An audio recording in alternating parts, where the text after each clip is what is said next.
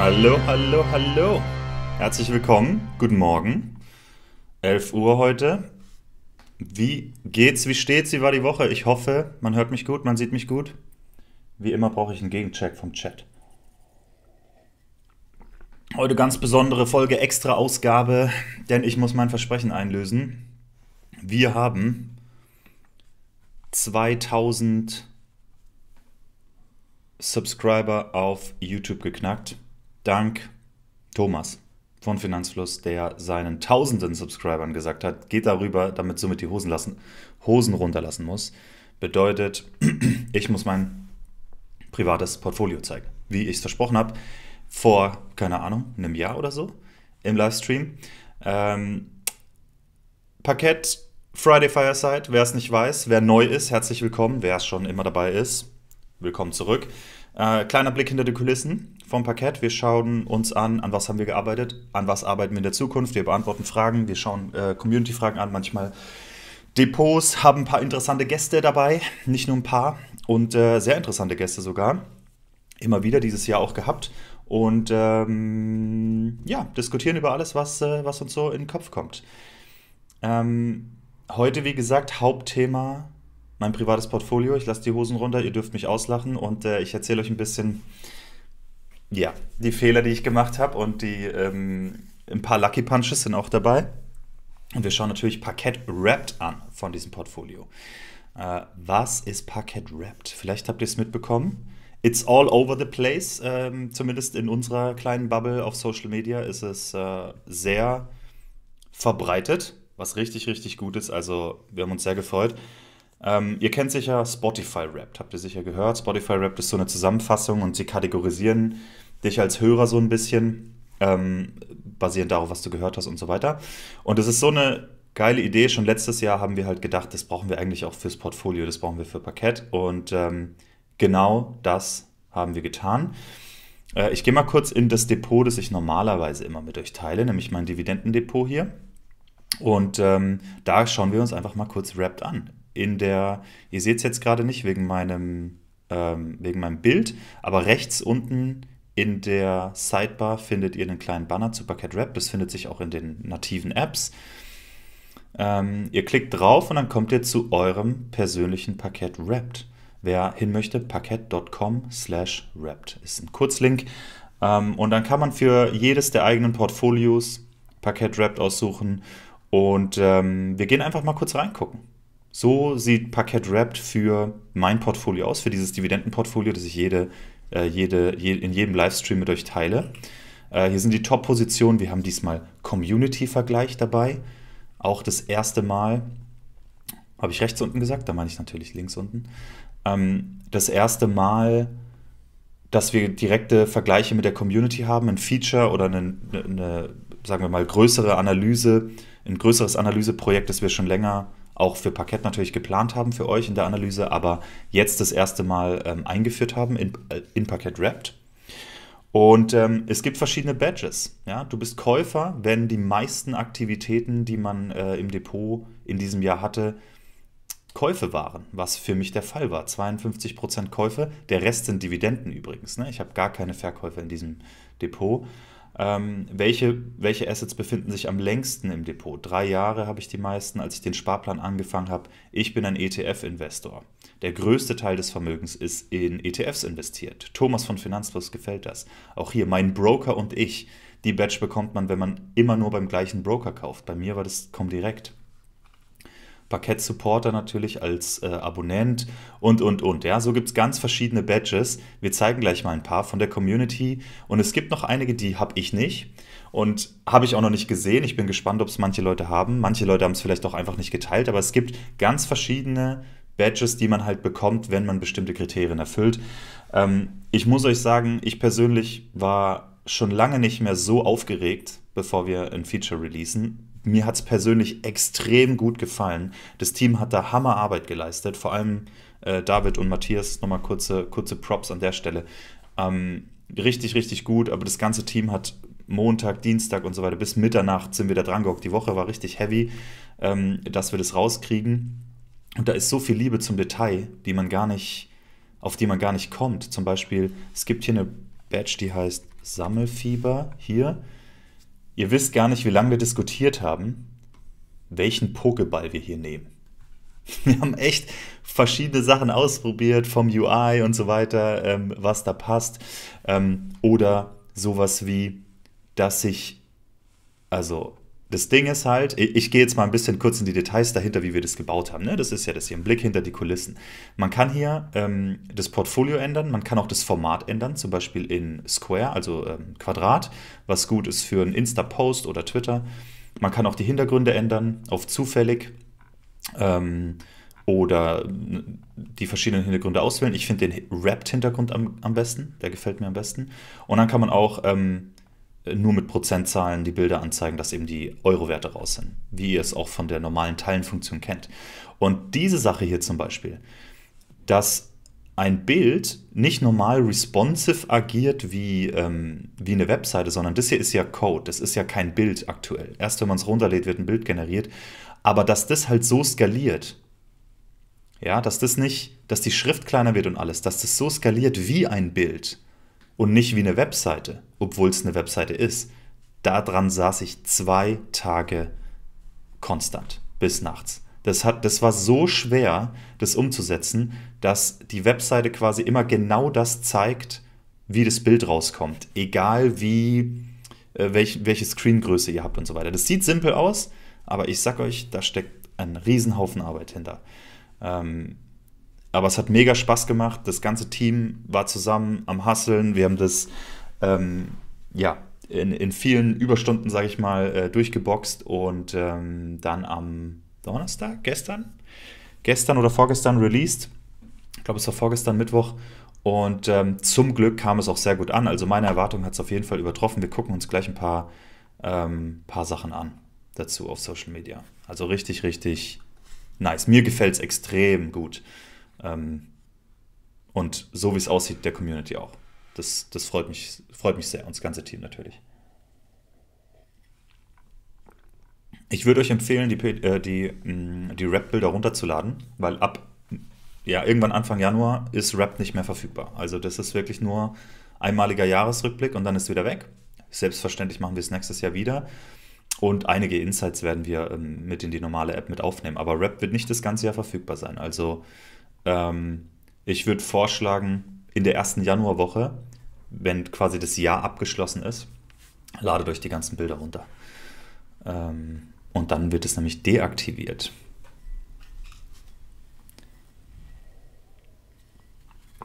Genau, das updatet sich natürlich mit eurer Performance. Also wer jetzt in den letzten 2 Wochen im Dezember noch irgendwie krasse Sachen vorhat in seinem Portfolio, das wird natürlich geupdatet hier. Und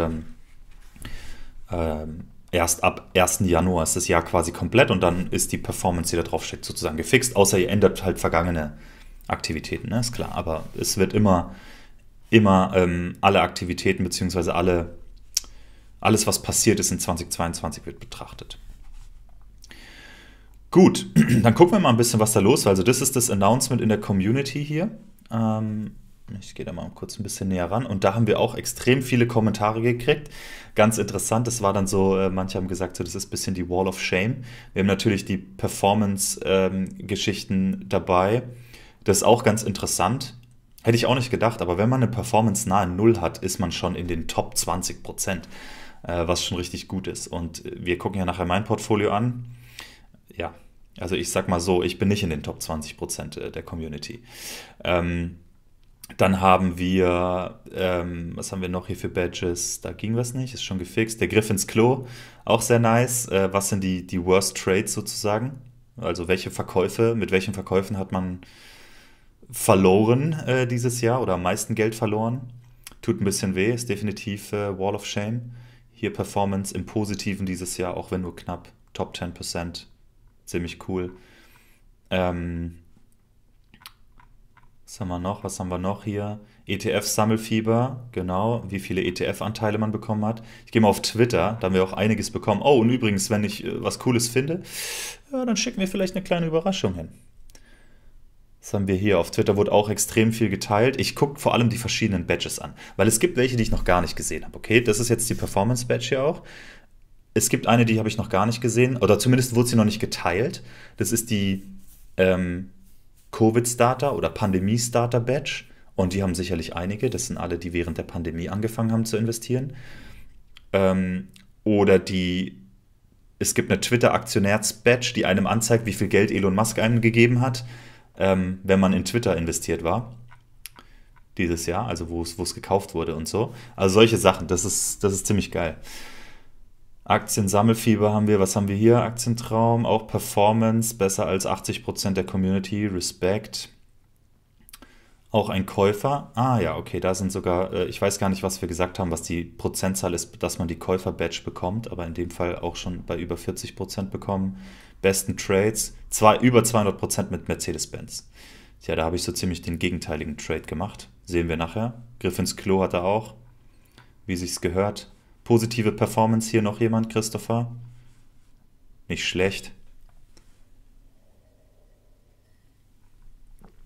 Es macht natürlich Sinn, dass Wrapped sozusagen, hätten wir es zum Beispiel erst im Januar gelauncht, ne? Dann ist das Jahr komplett. Aber wir wollten das schon früher machen, wir wollten es schon mal zeigen, weil sich, je nachdem, wie viel sich halt im Dezember ändert, bei ganz vielen wird sich nicht ändern und wir updaten es ja live. Deswegen haben wir gesagt, wir hauen das schon mal raus, denn es gibt schon mal eine sehr schöne Übersicht.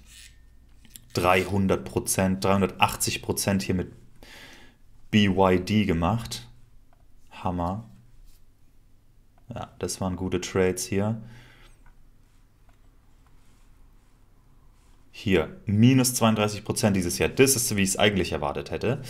Aber ist auch nicht die Mehrheit. Also ist in der Community dann eher weiter unten. Mit MongoDB dennoch gute Gains gemacht dieses Jahr. Breit aufgestellt, hat 34 Holdings im Portfolio. Nice. 5 Jahre in Tesla. Also da dürften einige unrealisierte Gewinne rumliegen, nehme ich mal an. Klar, Tesla hat dieses Jahr richtig verloren, aber nichtsdestotrotz, vor 5 Jahren stand die Aktie, glaube ich, ein ganzes Stück niedriger. Schwergewichte, Microsoft fast 20%, Tesla fast 10%. Crazy. Also das gibt einfach richtig, richtig schöne Insights, finde ich. Hamburger Hafen Logistik AG. 4 Jahre. Jemand, der so lange in Hamburg investiert ist, der kriegt ein Merch. Komm. Ich bin auch in Hamburg. Parkett ist quasi in Hamburg angemeldet. Der Typ kriegt Merch. Ich gebe das ins Off zurück, dass der Florian Schöpperle, dem schicken wir Merch. Für die Treue in den Hamburger Hafen als längste Aktie in seinem Depot. Und als größte. Schwergewicht hier 42%. Da glaubt einer an den Hamburger Hafen. Wow. Krass. Krass, krass, krass. Okay, also auf Twitter richtig viel. Ihr könnt nach dem Hashtag suchen, Parkett Wrapped. Ihr könnt auch auf Parkett-App gehen. Also unser Twitter-Account, da haben wir ganz viel retweetet. Und auf Instagram, da haben wir hier oben auf dem Profil, hier ist ein Highlight, Wrapped. Da haben wir alle inkludiert, die mit Wrapped so ein bisschen ihre Portfolios geteilt haben. Da gibt es auch ein paar richtig geile dabei. Also das schauen wir auch mal rein. Ich gehe mal hier kurz ganz an Anfang. Uiuiui, okay, also da sind einige drin. Was haben wir hier? Performance, nice, im Positiven dieses Jahr. Eine Seltenheit. Schwergewichte, Coca-Cola 6%, krass. Ups, sorry. ETF-Sammelfieber, Performance von Björn. Ja, minus 12%, so würde ich es auch eher erwarten. Aber größter Anteil in ETFs. Mein Broker und ich. Björn kauft nur bei der ING ein. PayPal seit 2 Jahren, Monster und BlackRock bei 2 Jahren. Krass. Was haben wir noch? Hier sind ein paar geile Dinger dabei. Warte mal, ich schau die mal kurz an.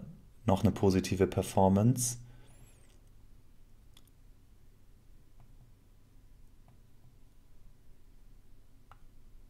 Besser als 90% der Community, auch positive Performance 1,5%. Und mit Mercedes 26%. Ich gehe deswegen auf Mercedes ein. Das wird die erste Aktie, die ich euch gleich zeige in meinem Portfolio, die nicht so mega gut gelaufen ist. Oder wo ich keine guten Entscheidungen getroffen habe, sagen wir mal so. Schwergewichte hier, Realty Income 10%, wow. Wow. Das fand ich richtig geil. Also Phil Reinking kriegt auf jeden Fall Merch, weil er hat die fette Dividenden-Badge bekommen. für Weihnachten kam früher, im Mai hast du 3,53 € Dividenden kassiert. Wow. Da musste ich richtig lachen, als ich das gesehen habe. Ja, sehr geil. Sehr witzig.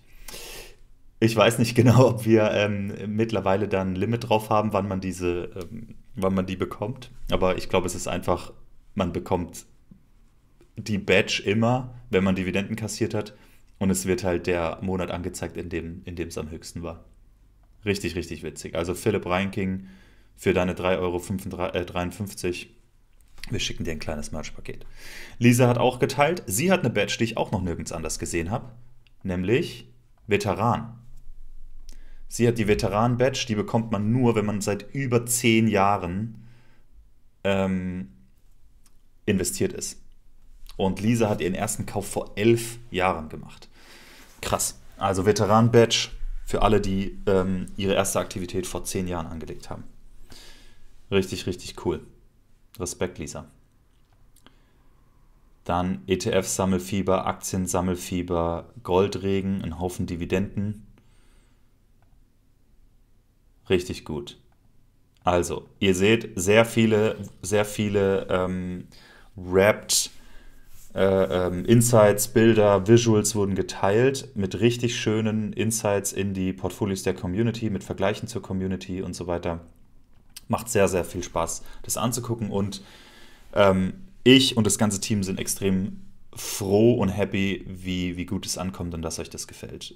Wie gesagt, ich persönlich fand es auch mega für mein eigenes Portfolio, das anzugucken und habe mich tierisch gefreut. Ich war richtig aufgeregt vom Release. Also kein Scheiß, ich konnte nicht Mittagessen, wir haben das morgens released und dann stand das Essen vor meiner Nase, ich konnte nichts essen. Ich war richtig aufgeregt, bin direkt wieder an den Rechner, haben halt geguckt, ne, wenn Bugs reinkommen, gleich fixen, geguckt, was die Leute sagen, fangen die Leute an, ein bisschen zu teilen und so. Ja, richtig gut. Also, wer es sehen will, Instagram, Twitter, da wird einiges geteilt. Auf LinkedIn bin ich mir nicht ganz sicher, da ist ein bisschen schwer, das finde ich zumindest schwer, das im Auge zu behalten. Und in unserer Community wird natürlich auch ein bisschen geteilt. Die Lisa hat auf Aktiengramm, ihrem Blog, auch einen Artikel drüber geschrieben. Da seht ihr auch nochmal die Insights, die sie teilt aus ihrem Portfolio und einiges über Packet Wrapped und was man so machen kann. Also auch den Link kriegt ihr gleich im Chat, könnt ihr euch angucken. Und das Coole ist, wer bisher jetzt hier zuschaut und noch gar kein Portfolio bei Packet trackt oder nicht krass, nicht gepflegt genug, sage ich mal, also nicht alles drin ist, das macht nichts. Solange es Packet Wrapped gibt, wenn ihr euer Portfolio vervollständigt jetzt in den letzten 2 Wochen oder 3 Wochen, in denen es verfügbar ist, dann bekommt ihr das rückwirkend. Selbst wenn ihr ein neues Portfolio jetzt anlegt und alles reinhaut, was da drin ist, bekommt ihr Packet Wrapped. Also steht jedem Portfolio zur Verfügung und jedes Portfolio, das neu angelegt wird, auch. Und jedes Portfolio, das jetzt noch geupdatet wird und so weiter, da wird auch Packet Wrapped geupdatet. Also keinen Grund, FOMO zu haben oder sonst irgendwas oder dass man denkt, wenn man jetzt nicht ein Jahr lang bei Packet dabei war, bekommt man das nicht. Wenn ihr heute euch registriert erst bei Packet und euer Portfolio anlegt, bekommt ihr das auch.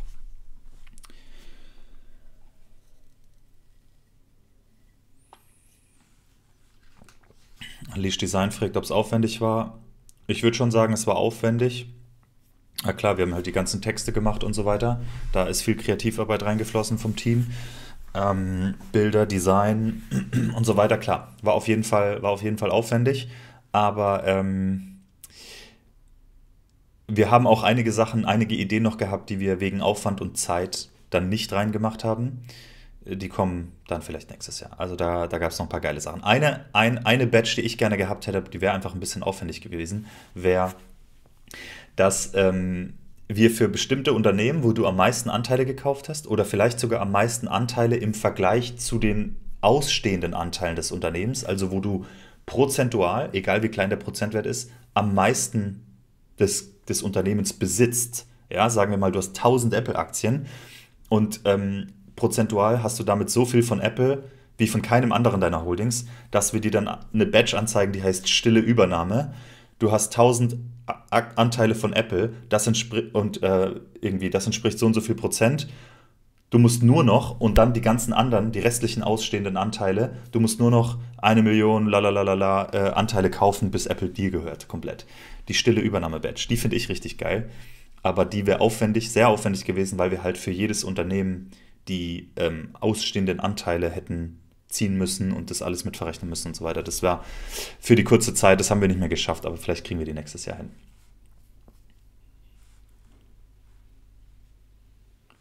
Tobias fragt es so, als ob er es nicht wüsste. Warte mal, lass mich mal kurz gucken.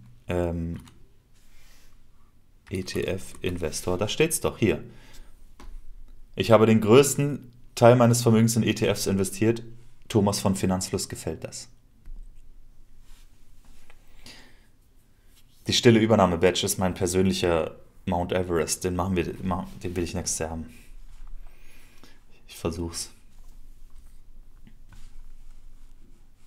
So. Soll mal in mein Portfolio gehen? Wollt ihr ein bisschen... Achso, ich habe es gerade gar nicht geteilt, ne? Hier. Thomas von Finanzfluss gefällt das. Wenn man die ETF-Investor-Badge hat. Sollen wir mein Portfolio angucken? Wollt ihr geschockt werden? Ich muss, glaube ich, vorher sagen, also ich erzähle euch meine Meinung. Ich bin kein Anlageexperte oder so. Im Gegenteil, das habt ihr mittlerweile, glaube ich, gemerkt. Ich habe meine eigene Strategie und die hat sich auch öfter mal geändert. Mittlerweile bin ich Fan von Dividenden und Cashflow, aber nichtsdestotrotz, ich habe auch nicht Cashflow-orientierte Unternehmen drauf oder sorry, nicht Aktien, die nicht ausschütten, sagen wir es so. Und meine Strategie hat sich ein bisschen geändert. Ich habe ein paar Leichen im Portfolio und so weiter. Ja, dann legen wir mal los. Okay, ich teile mein Screen oder wartet mal kurz. Ich muss gucken, ob hier alles in Butter ist, so an sich. Ich lade es einmal kurz richtig. Und dann gehen wir rein. So, und ich fange unten an, damit der Tease auch möglichst groß ist, okay? Ich fange ganz unten an und ihr seht erst die Top-Holdings am Ende und ihr seht auch erst den Portfoliowert am Ende. Aber wir fangen mal ganz unten an, okay? Also, Nummer 1, womit wir direkt anfangen müssen, ist Mercedes-Benz. Mein größter Verlust als Verkauf, das sind verkaufte Aktien, in denen wir gerade drin sind, ja? Diese Tabelle hier sind verkaufte Aktien oder verkaufte Assets. Die Mercedes-Benz Group, damit habe ich 50% Verlust gemacht. Warum? Ich war angestellt, das waren Mitarbeiteraktien und habe da auch ein bisschen Dividende kassiert, aber ich habe einfach irgendwann nicht mehr an das Unternehmen geglaubt und dann habe ich es verkauft und habe gesagt, ist egal wie viel Verlust, ich will mich trennen einfach, ja, und bin raus. Will quasi mich ein bisschen distanzieren von Automobilbranche und so. Also was heißt ein bisschen distanzieren, aber ja, ich wollte nicht mehr ganz so viel Exposure in die Automobilbranche, sagen wir es so, denn da kommt noch ein anderer Brocken in Automobil. Und ich habe mich dafür an einem komplett dummen Zeitpunkt entschieden, weil, also das war wirklich dumm und ich sag's jetzt einfach so, weil es dumm war. Kurz danach haben die ihre Rekorddividende da ausgeschüttet und ich hätte zumindest noch warten können, bis ich die Dividende kassiert habe. Come on. Also da habe ich mich ein bisschen aufgeregt, dass ich die Dividende nicht noch mitgenommen habe und danach sind die natürlich auch wieder hochgegangen. Von dem her, scheiß Trade, scheiß Zeitpunkt. Wir können ja mal gucken kurz. Hier, ich überlagere mal meinen Verkauf mit dem Kurs. Hier sieht man es. Ich habe hier verkauft und dann ging es hoch. Also, ja, gut. Das ist abgehakt. Dann Lyft. Ich hatte mal eine kleine Position gekauft. Und dann auch da, ich meine, das Zeug ging runter und whatever. Ich kenne mich da nicht gut genug aus mit Lyft und Uber und dies, das. Habe gesagt, komm, ich wollte mein Portfolio ein bisschen aufräumen, habe es verkauft, rausgeschmissen, auch mit Verlust. Da hört es aber dann schon fast auf mit meinen Verlusten, was zumindest Verkäufe betrifft. Unilever musste ich verkaufen, die haben ja einen Easy Change gehabt, ne? MSCI Europe hatte ich mal, habe ich dann verkauft. Oder das wurde eingestellt oder sowas in dem Fall. Auch 8 Euro Dividende kassiert. Wirecard, klar, hässliche Ausbuchung, wir wissen Bescheid. Da ist auch eine Sache, wo ich überlege, wie wir das hier besser darstellen, weil eigentlich sollten hier zumindest noch als Kursgewinne negativ stehen. Ich habe es ja nie verkauft, aber es ist ja auf Null gegangen quasi. Übrigens habe ich Wirecard erst gekauft, als dann der Skandal war in den News. Und dann habe ich gesagt, okay, ich kann das nicht einschätzen. Ich gebe dem eine 50-50 Chance, dass sich das wieder normalisiert. Und das ist ja so eingebrochen, habe ich gesagt, komm, ich kaufe ein bisschen. Das war nicht viel, das waren 500 Euro oder so. Und das war dann weg. Ist okay. Shell, auch das ist nur wegen einem Easing Change. Ich habe die Aktie immer noch. Das waren die Dividenden damals. Also das war hier Transfer Out und so weiter. Ich habe nicht verkauft. Auch das hier, HSBC, MSCI Europe ETF Distributor, hat ein paar Dividenden kassiert, aber war dann whatever. Am Anfang, als ich angefangen habe, 2018 zu investieren, ne, da habe ich halt so ein paar Sachen gekauft, von denen ich dachte, sie wären gut, teilweise auch mit hoher Gebühr oder aktiv und so. Ich wusste es einfach nicht. GoPro hatte ich mal eine sehr kleine Position gekauft. Die dümpeln ja da immer rum. Wir können mal kurz reingucken, wann das war und wie das war. Die dümpeln ja da, wenn man den Kurs mal betrachtet, so auf längere Sicht. Moment, ich gucke ihn hier an. Max, hier. Die waren hier auf irgendeinem Hoch und seitdem dümpeln die hier unten rum. Und dann habe ich einfach mal eine Position gekauft und habe gedacht, komm, vielleicht gehen sie hoch. Die gingen dann ein bisschen hoch und dann habe ich verkauft. Also ich habe hier verkauft, ging danach auch weiter runter. Ich hatte aber da wenig drin, ja. Also ihr seht es ja, realisiert 18 Euro, whatever. Das war so eine kleine Position, dass ich gedacht habe, okay, selbst wenn die abgehen, dann profitiere ich nicht davon, weil ich so eine kleine Position habe. Also kann es auch gleich raus. Also habe ich es einfach wieder verkauft. Auch Teil vom Aufräumen. MSCI Emerging Markets auch aufgeräumt, aber mit Plus verkauft, wenigstens 13%. Ich gucke dann immer, wenn ich so alte Assets im Portfolio habe, die ich irgendwann raushaben will, dann warte ich, wenn die im Plus sind und dann verkaufe ich die einfach. Oder wenn die hart ins Minus gehen und ich denke, okay, die werden auch nicht mehr positiv, dann haue ich es einfach direkt raus. So wie bei Lyft. Boeing. Boeing habe ich verkauft. Wann war denn das? Boeing habe ich während der Pandemie gekauft. Das war einer von meinen Pandemie-Bets, wo ich gesagt habe, okay, hart eingebrochen, ich kaufe. Es ging dann auch bergauf. Ich hatte hier mal plus, hier, wenn wir die Performance angucken, ich hatte hier plus 60% mal bei Boeing oder noch mehr, fast 70%. Dann sind sie wieder runter. Da habe ich gesagt, okay, fuck it. Ich dachte eigentlich, die machen nach der Pandemie nochmal einen Hoch. Dann fangen sie wieder an, Dividende zu zahlen und gut ist. Nein, stattdessen gehen die ganzen Flugzeuge im Bach runter und so. Ähm, also habe ich gesagt, okay, ich trenne mich wieder von Boeing. Sind natürlich auch wieder hoch. Whatever. Am Ende des Tages habe ich ein bisschen Plus gemacht mit Boeing. Ähm, Hier 7%, aber auch sehr kleine Position. Ich hatte in der Pandemie quasi, habe ich gesagt, okay, ich suche mir 10 Aktien, von denen ich glaube, dass der Kurseinbruch, der jetzt passiert ist, nicht gerechtfertigt ist mit dem Unternehmen. Am Unternehmen hat sich nicht viel geändert oder es ist nur was Temporäres und dann steige ich ein. Und ich habe 10.000 Euro genommen und quasi 1.000 Euro pro Firma investiert. Und da hat Boeing dazugehört. Meta hatte ich auch nur kurz. Ich bin kein Fan des Unternehmens, ich bin kein großer Fan der Produkte, außer von WhatsApp und ich würde mir wünschen, dass dass WhatsApp ihnen nicht gehören würde. Von dem her habe ich mich da auch, ich hatte die Position nicht lang. Lass mal gucken. Ich war da drin und dann relativ zügig wieder draußen, wobei ich hatte sie schon eine Weile hier, eine sehr kleine Position. 18 bis 22, okay, ich hatte sie schon eine Weile, habe mich aber dann auch getrennt. Vor allem jetzt diese ganze Metaverse-Geschichte, da glaube ich halt überhaupt nicht dran, dass das irgendwas wird. Ich glaube, Meta ist im Fleischwolf in der Zange von Google und Apple, weil sie die Hardware-Plattform nicht ownen und müssen sich dem beugen und also Google und Apple werden schön die Werbeeinnahmen von Meta rausziehen in ihr eigenes System. Apple macht es ziemlich hardcore aktuell und Meta wird weiter darunter leiden in meinen Augen und die gehen deswegen so hart auf dieses Metaverse, weil sie die nächste Hardware-Plattform ownen wollen. Also Brillen im Prinzip. Weil sie denken, das wäre das nächste Smartphone oder Personal Computer oder whatever. Glaube ich nicht dran. Ciao. Vanguard S&P 500 hatte ich mal eine Zeit lang. Genau, auch den verkauft mit plus 50%. Wie gesagt, war Teil vom Aufräumen. Nintendo hatte ich auch. Habe überall so ein bisschen Dividende kassiert und auch im Positiven verkauft. Hier, das waren plus 300 Euro, also ist okay. Hatte noch einen anderen S&P 500 500 ETF. Ihr seht, einfach querbeet, ja, jetzt nicht wirklich irgendeine Strategie dahinter oder so. 70% plus gemacht mit dem Verkauf. Store Capital, die habe ich tatsächlich, also die hatte ich länger und die hätte ich auch noch gehalten. Habe die Firma gemocht. Aber was war da noch? Ich habe es vergessen. Irgendwas war mit Store Capital. Wurden die gekauft oder so? Da war irgendeine Änderung, wo ich dann gesagt habe, okay, ich bin auch raus. Ich kann es nicht mehr genau sagen. Ich glaube, die wurden gekauft oder irgend sowas. Und ich habe, das war jetzt erst vor kurzem, ja, das war hier im September diesen Jahres, wo ich den Verkauf gemacht habe. Aber ihr seht, ich hatte hier einen Sparplan drauf und war auch immer schön im Positiven, bis es dann hier war und dann ist es hier hochgesprungen. Ich glaube, das war das Übernahmeangebot und dann habe ich auch verkauft. Ja, also ich hatte hier einen Sparplan drauf und habe auch meine Dividenden kassiert. 165 Euro Dividende insgesamt. So, langsam wird es spannend. Marriott.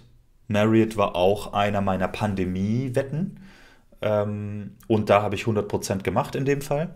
Ihr seht aber, dass ich da nicht 1000 Euro drauf, sondern ich hatte nur 500 oder 600 Euro gekauft, habe 530 Euro Gewinne realisiert dann und hatte auch ein bisschen Dividende bekommen. Ich selber bin Fan von Marriott. Ich habe es jahrelang benutzt, als ich viel auf Reisen war. Jetzt natürlich nicht mehr. Ich mag die Assets oder die Hotel-Assets, die sie haben. Ich finde, die haben eine sehr gute Digital Unit. Also deren Apps sind top, die Webseite sind top, das Design ist gut. Richtig, richtig nice. Das ist halt für mich als Techie immer so eine Sache. Da habe ich halt gleich ein Faible dafür. Und ja, deswegen Marriott, ich war gut im Plus und habe entsprechend die Gewinne dann realisiert. Luxor ETF Nasdaq 100, auch noch so ein Ding, das ich irgendwann mal gekauft habe und dann gesagt habe, komm, verkaufst du wieder. Ihr seht, also war ein bisschen Gewinn, ne? 83% und 675 Euro Gewinne realisiert. Also auch ganz gut. Ah ja, Devi Tobi, danke. Wurde von der Börse genommen. Stock Capital, genau. AMD, das ist einer meiner krasseren Dinger. Und da bereue ich ein bisschen, dass ich nicht mehr reingegangen bin. Klar kann man nachher immer sagen. Aber das sage ich jetzt hier einfach mal. Ich habe einen Freund, wir haben so eine kleine WhatsApp-Gruppe für Anleger. Und der macht es halt auch immer privat und so weiter. Aber alles halbe Jahr frage ich ihn, Stefan, was ist denn aktuell so dein Bet? Was ist deine Wette? Und alle Wetten, also es geht hier nicht um hunderte Wetten oder so, aber jede Wette, die er reingeschrieben hat, ist danach abgegangen. Und da hat AMD dazu gehört. Und als er gesagt hat, ich gehe gerade in AMD, wann war das? Hat auch die Gründe geschrieben und so, habe ich es einfach blind nachgekauft, wie ein Depp, wie man es eben nicht machen sollte. Bin aber mit nur ganz wenig Geld rein hier, 185 Euro. Und dann sind die hier abgegangen. Wie viel Prozent waren das hier? 500, 600% hatte ich mit AMD. Also richtig crazy. Dann sind die wieder runter und ich habe halt gemeint, auch da, das war Teil vom Aufräumen des Portfolios, habe gesagt, okay, komm, also meine 185 Euro werden jetzt mein Leben nicht verändern, obwohl ich hier die 500% habe oder was auch immer und habe halt verkauft bei 447% Gain, also 800 Euro gemacht. Geiler Trade. Wünschte, ich hätte dem Stefan mehr vertraut, denn seine Historie war noch um einiges besser, also ich hätte da schon mehr drauf vertrauen können, aber das ist im Nachhinein immer leicht zu sagen. Und es kommt auch eine andere Wette von dem Typ, wo ich ein bisschen stärker rein bin, zeige ich euch gleich. DNB Fund Technology war auch so ein altes Ding, habe ich aufgeräumt, 30% im Plus, 1200 Euro plus gemacht. Das war's mit verkauften Wertpapieren. Das sind Wertpapiere, die ich nicht mehr im Depot habe. Und ich habe mit den meisten Trades also Gewinne gemacht, Lucky Punches, nur Mercedes ist mein größter Verlust mit über 1700 Euro Verlust. Ich habe aber von meinen noch im Depot befindlichen Wertpapieren auch ein paar verkauft. Aber ich habe Teile verkauft davon, nicht alles.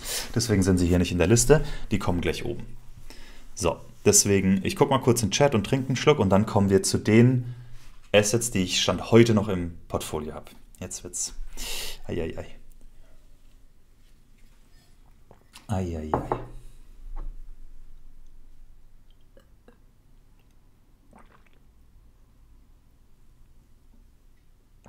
So, Leute, wenn ihr Parkett Rap nice findet und dem Team ein bisschen Props geben wollt, dann drückt auf den Like-Button. Drückt auf den Like-Button. Wir haben 3-4 Mal so viele Viewer gerade als Likes da drauf. Drückt drauf. Okay, wir machen weiter. Also, nächstes Konto ist ein Cash-Konto. Tagesgeld Notgroschen sind da 26.000 Euro. Hintergrund dahinter, ich verfolge die, ich sag mal, Philosophie und hoffentlich gesunde Strategie, dass man sich privat immer ein kleines Cash-Polster aufbaut. Zumindest seit ich angefangen habe, mich um meine privaten Finanzen zu kümmern. Das war 2018. Habe ich gesagt, okay, ich hau immer ein bisschen in Notgroschen rein, weil ich will 6 Monate, 12 Monate meinen Lebensstandard oder meiner Familie überbrücken können, wenn ich keinen Job hätte. Wenn ich gar nichts verdienen würde, Income ist auf Null, dann will ich genug Cash auf der Seite, damit wir ein paar Monate halt überbrücken können, mit allem drum und dran, ne? Inklusive, also mit variablen Kosten, mit Miete, mit allem drum und dran. Da sind 26.000 Euro drauf und immer wenn ich einen Bonus bekomme oder bekommen habe, als ich noch anderweitig angestellt war oder sowas, ging ein Großteil da rein und der andere Teil wurde investiert. Wir zahlen jetzt noch da rein, aber halt um einiges weniger, aber es wächst immer noch. Und das wird halt nur angefasst, wenn wir es dringend brauchen. Also 26.000 Euro ist Notgroschen. Ähm, Hashtag Finanzfluss. Habe ich in dem Fall nicht von Finanzfluss, aber auch Finanzfluss sagt es, denn es macht einfach Sinn. Ich habe das aus den Finanzbüchern, die ich damals gelesen hatte. Ähm, Ihr seht auch, das macht schon 15% von meinem Portfolio aus. Ja? So, jetzt kommen wir weiter. Krypto. Krypto, was soll ich sagen? Was soll ich sagen? Ich habe den Scheiß gekauft, einmal weil ich FOMO hatte, dann habe ich verkauft mit Riesenverlust und dann hatte ich wieder FOMO und habe wieder gekauft und habe gedacht, jetzt hältst du den Kram einfach so mit, ignoriert es. Dann habe ich mir hier gekauft für, warte mal, lass mich mal den Einstieg einblenden, für 1000, keine 1500 Euro habe ich Krypto gekauft. Bitcoin, Stellar und Litecoin. Stellar habe ich deswegen gekauft, weil Stripe da rein investiert hat, mal 2014 oder so. Und ich von Stripe überzeugt bin und deswegen gedacht habe, komm, den Stripe-Jungs vertraust du, holst dir Stellar. Ähm, Was soll man sagen? Lacht mich gerne aus. Ja, ist alles ein Bach runter und ganz ehrlich, ich komme nicht mal mehr in meine Coinbase-App rein aktuell. Also das Thema habe ich abgeschrieben, aber ich lasse es jetzt da drin. Wer weiß. Ich lasse es da drin, ich verkaufe das nicht. Das soll da einfach verschimmeln. Ich habe das Geld abgeschrieben, aber wenn es hochgeht, dann war ich zumindest dabei. Fuck FOMO. Ganz schlimm. Ganz schlimm. So, jetzt kommen wir zu den Aktien. Orion Office REIT. Der Orion Office REIT ist eine Abspaltung von einem anderen REIT gewesen. Ich weiß nicht mehr von welchem. Der ist oben noch irgendwo. Deswegen habe ich den. Ansonsten hätte mich der nicht interessiert. Den habe ich drin und ich kassiere ein bisschen Dividenden. Ich muss kurz gucken, die Dividendenspalte ist diese hier, die mittlere. Ähm, Da kommen ein bisschen Dividenden rein, Kursgewinne, also das Ding ist 50% und whatever. Das sind 11 Euro, ja, also kann man auch theoretisch verkaufen. War halt eine Abspaltung, ist da. Dann haben wir hier DWS Concept Plato. Hätte ich gerne verkauft, hatte ich irgendwie noch von früher, weil ich irgendwelche Fehler gemacht habe, was auch immer. Keine Ahnung, was mich da geritten hat, die DWS-Fonds zu kaufen oder so. Da ist noch ganz wenig drin hier, 0,053. Ich kriege das nicht verkauft.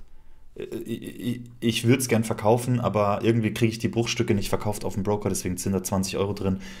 Ignorieren. Danke, Chat von Realty Income war der Orion Office REIT. Ähm, also, Concept Plato, irgend so ein altes Ding, kann man knicken. Intel. Intel habe ich hier Mini-Portion, Mini-Position gekauft. Ähm, Wartet mal ganz kurz. Ich höre mal kurz auf zu teilen, weil ich will kurz die Einstiegsspalte noch reinholen, okay? Die ist sicherlich auch sehr hilfreich. So, ich zeige noch den Einstieg. So, Intel für 200 Euro gekauft. Also das sind halt, ich habe eine ganz schöne Journey durchgemacht. Ne? Ich habe angefangen mit 50 Euro investieren und dann war ich irgendwann bei tausenden Euro investieren pro Monat. Also ich habe 50 Euro pro Monat investiert und dann angefangen an meinem Gehalt zu arbeiten, an meiner Karriere zu arbeiten, dass mehr Gehalt reinkommt und jede Gehaltserhöhung, die da kam, und da kamen dann einige in 4 Jahren. Also wirklich, da hab richtig gute Gehaltssprünge gemacht, sehr gute Gehaltssprünge, 100% investiert, also ne, geswitcht. Und dadurch sind aus 50 Euro dann halt irgendwann 3.000, 4.000 Euro pro Monat geworden, die ich investieren konnte. Aber damals, am Anfang, habe ich halt Intel gekauft und da waren die 200 Euro für mich sehr viel. Dass ich gesagt habe, boah, okay, ich kaufe jetzt Intel, habe danach nie wieder eingekauft. Ähm, Ist eine Leiche. Ich glaube nicht an, also die ganze M1-Geschichte, da feiere ich Apple so hart dafür, für deren Prozessoren. Ob Intel zurückkommt, keine Ahnung, kann ich nicht einschätzen. Ich persönlich glaube nicht wirklich an die Firma, ist 44% unten aktuell bei mir. Was heißt, glaub nicht wirklich dran? Es könnte passieren, kann aber auch nicht passieren. Ich weiß es nicht. Ich bin kein Optimist, was Intel betrifft. Das heißt, eigentlich muss sie aus dem Portfolio raus und das wird sie auch irgendwann. Ich habe auch ein bisschen Dividende kassiert, aber whatever. Also Intel wird bei mir nicht mehr lange im Portfolio bleiben. Im Frühjahr werde ich noch einmal aufräumen und ihr seht jetzt halt den Trash, den ich auch noch habe, der raus muss. Dann kommt PayPal. PayPal, ja, was soll ich sagen? Auch das, sehr kleine Position. ist im Plus sogar, wäre vielleicht ein guter Zeitpunkt, die rauszuschmeißen. Ich bin kein Fan von PayPal, überhaupt nicht. Als Merchant, also nicht, also als Endkonsument ist okay, ja, benutze ich auch häufig, aber als Händler, der PayPal nutzen muss, weil es in Deutschland so groß ist, das Ding ist eine Katastrophe. Und man ist da als kleiner Händler vor allem, du bist einfach ein Scheiß für die, das interessiert die nicht. Du kriegst keinen Support, das ist völlig irrelevant, was du machst. Die freezen deinen Account rein, für mich eine Katastrophe und die interessiert es einfach nicht. Da musst du dann Hardcore-Connections aufrufen, die das irgendwie handeln, dass du wieder an deine Kohle kommst und so weiter. Wenn ich es könnte, würde ich komplett auf PayPal verzichten. Ich spiele immer mit dem Gedanken, wie groß die Nachteile für mich als Unternehmer sind, wenn PayPal weg ist, wenn ich es wegstreichen würde. Ich würde es gerne loswerden. Jeder Händler würde es gerne loswerden. Niemand mag PayPal. Sauteuer, schlechte Tech, die müssen weg. Ich habe die noch im Portfolio, weil ich sie einfach, habe sie einfach noch nicht losgeworden. Aber ist eine sehr kleine Position, ja, das ist 0,2%, whatever. Das Ding fliegt raus nächstes Jahr auf jeden Fall. Adidas, hab gedacht, komm, machst du mal ein bisschen Homebuys zur Abwechslung. Schnappst dir Adidas statt Nike. Nike habe ich nicht im Depot. Krieg auch ein bisschen Dividende einmal im Jahr von den Boys hier. 83% im Minus aktuell. Puh, was soll ich sagen? Was soll ich sagen? Ich meine, Adidas, Nike, die beiden Firmen sind krass. Ich glaube, die bleiben auch groß und krass und was auch immer. Ist eine professionelle Aktienanalyse hier, wie man hört. Adidas krass. Und die bleibt im Portfolio, aber da das so eine kleine Position ist, überlege ich halt eher entweder aufstocken oder raus. Habe mich noch nicht entschieden. Habe ich noch nicht entschieden. Jetzt kommt die Frage, welche Zahlungsart ist für Händler am besten? Na, für Händler, also im B2C-Bereich, okay, kurzer Ausflug in die Payment-Welt. B2C, also Endkonsument, nicht, wenn man kein Produkt an Firmen verkauft, sondern an Endkonsumenten, dann ist Kreditkarte sehr gut, einfach weil der Support ist mega gut, es geht schnell, es ist Realtime, es ist auch Kundenschutz da und so weiter, aber man kann auch gegen Fraud und alles hinkommen und die Tech ist gut, also die Tech drumherum ist einfach sehr gut. Kreditkarte ist das Beste, ich würde am liebsten nur Kreditkarte anbieten. SEPA-Überweisung ist auch blöd. Es funktioniert zwar, aber ich meine, es dauert ewig, es dauert 3 Tage oder so und noch viel wichtiger, der Endkonsument hat 6 Monate Zeit, sich das Geld zurückzuholen und man kann nichts machen als Händler. Deswegen ist auch SEPA relativ blöd im B2C-Bereich.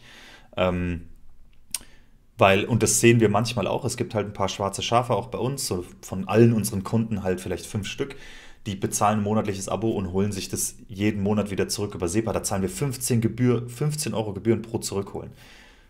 Da sind wir mittlerweile gnadenlos. Also wir stellen alles in Rechnung, die Gebühren und das fehlende Geld. Und wenn Sie das überweisen, wieder zurückholen oder nicht überweisen, dann sperren wir den ganzen Account, löschen alle Portfolios. Dann wird man quasi gebannt. Also auch das gibt's. Und und diese Möglichkeit bei SEPA ist halt Hardcore. Da hast du als Händler wenig Chance. Im B2B-Bereich ist es ein bisschen anders. Ja, deswegen Kreditkarte ist sehr nice und am liebsten würde ich nur Kreditkarte anbieten, ehrlich gesagt. PayPal könnte nice sein, sich, wenn die Firma sich mehr für Händler interessieren würde. Aber die haben halt so ein Monopol, sag ich mal, auf Endkonsumenten, dass sie mit Händlern umspringen können, wie sie wollen. Weil du kommst nicht drum herum. Das ist halt ganz hart.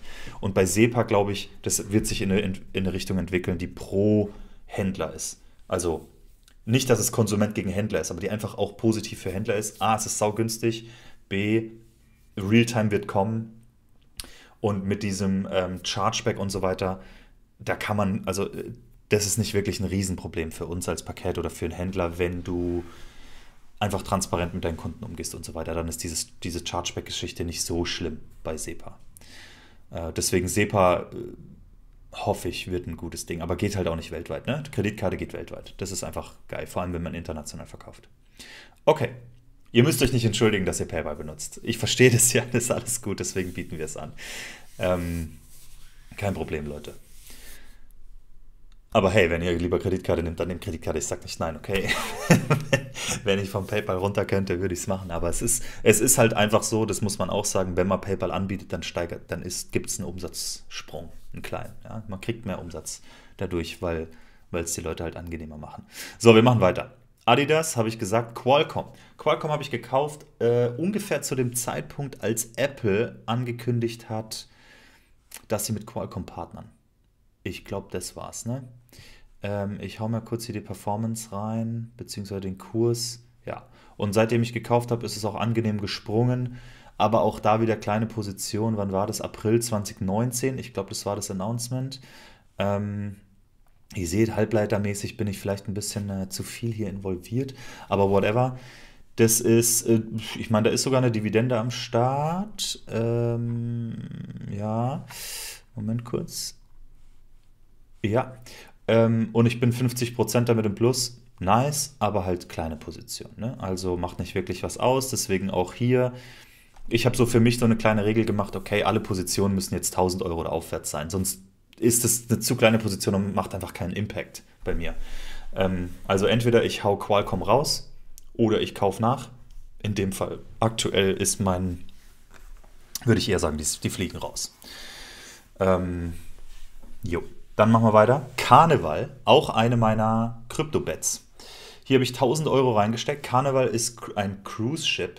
Ich habe keinen Plan von Cruise-Ships. Ich hatte keinen Plan von Carnival. Ich habe gesehen, Carnival geht um 92% oder sowas runter wegen Covid. Dann habe ich geguckt, okay, was machen die? Was ist los da?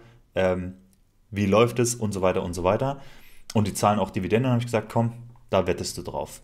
Und das lief extrem gut. Also ich war bei Carnival bei 115% danach.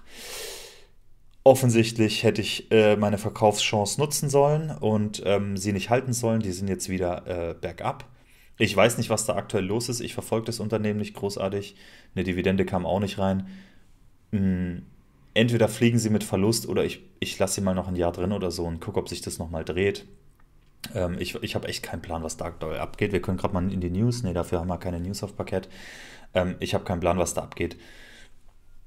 Gucken wir mal. Also, ich behalte sie mal noch drin, ja. Ich habe jetzt, aber, also 1.000 € ist halt auch eine kleine Position, aber ich würde sie gerne im Plus verkaufen, auch wenn es nur 2% sind oder whatever.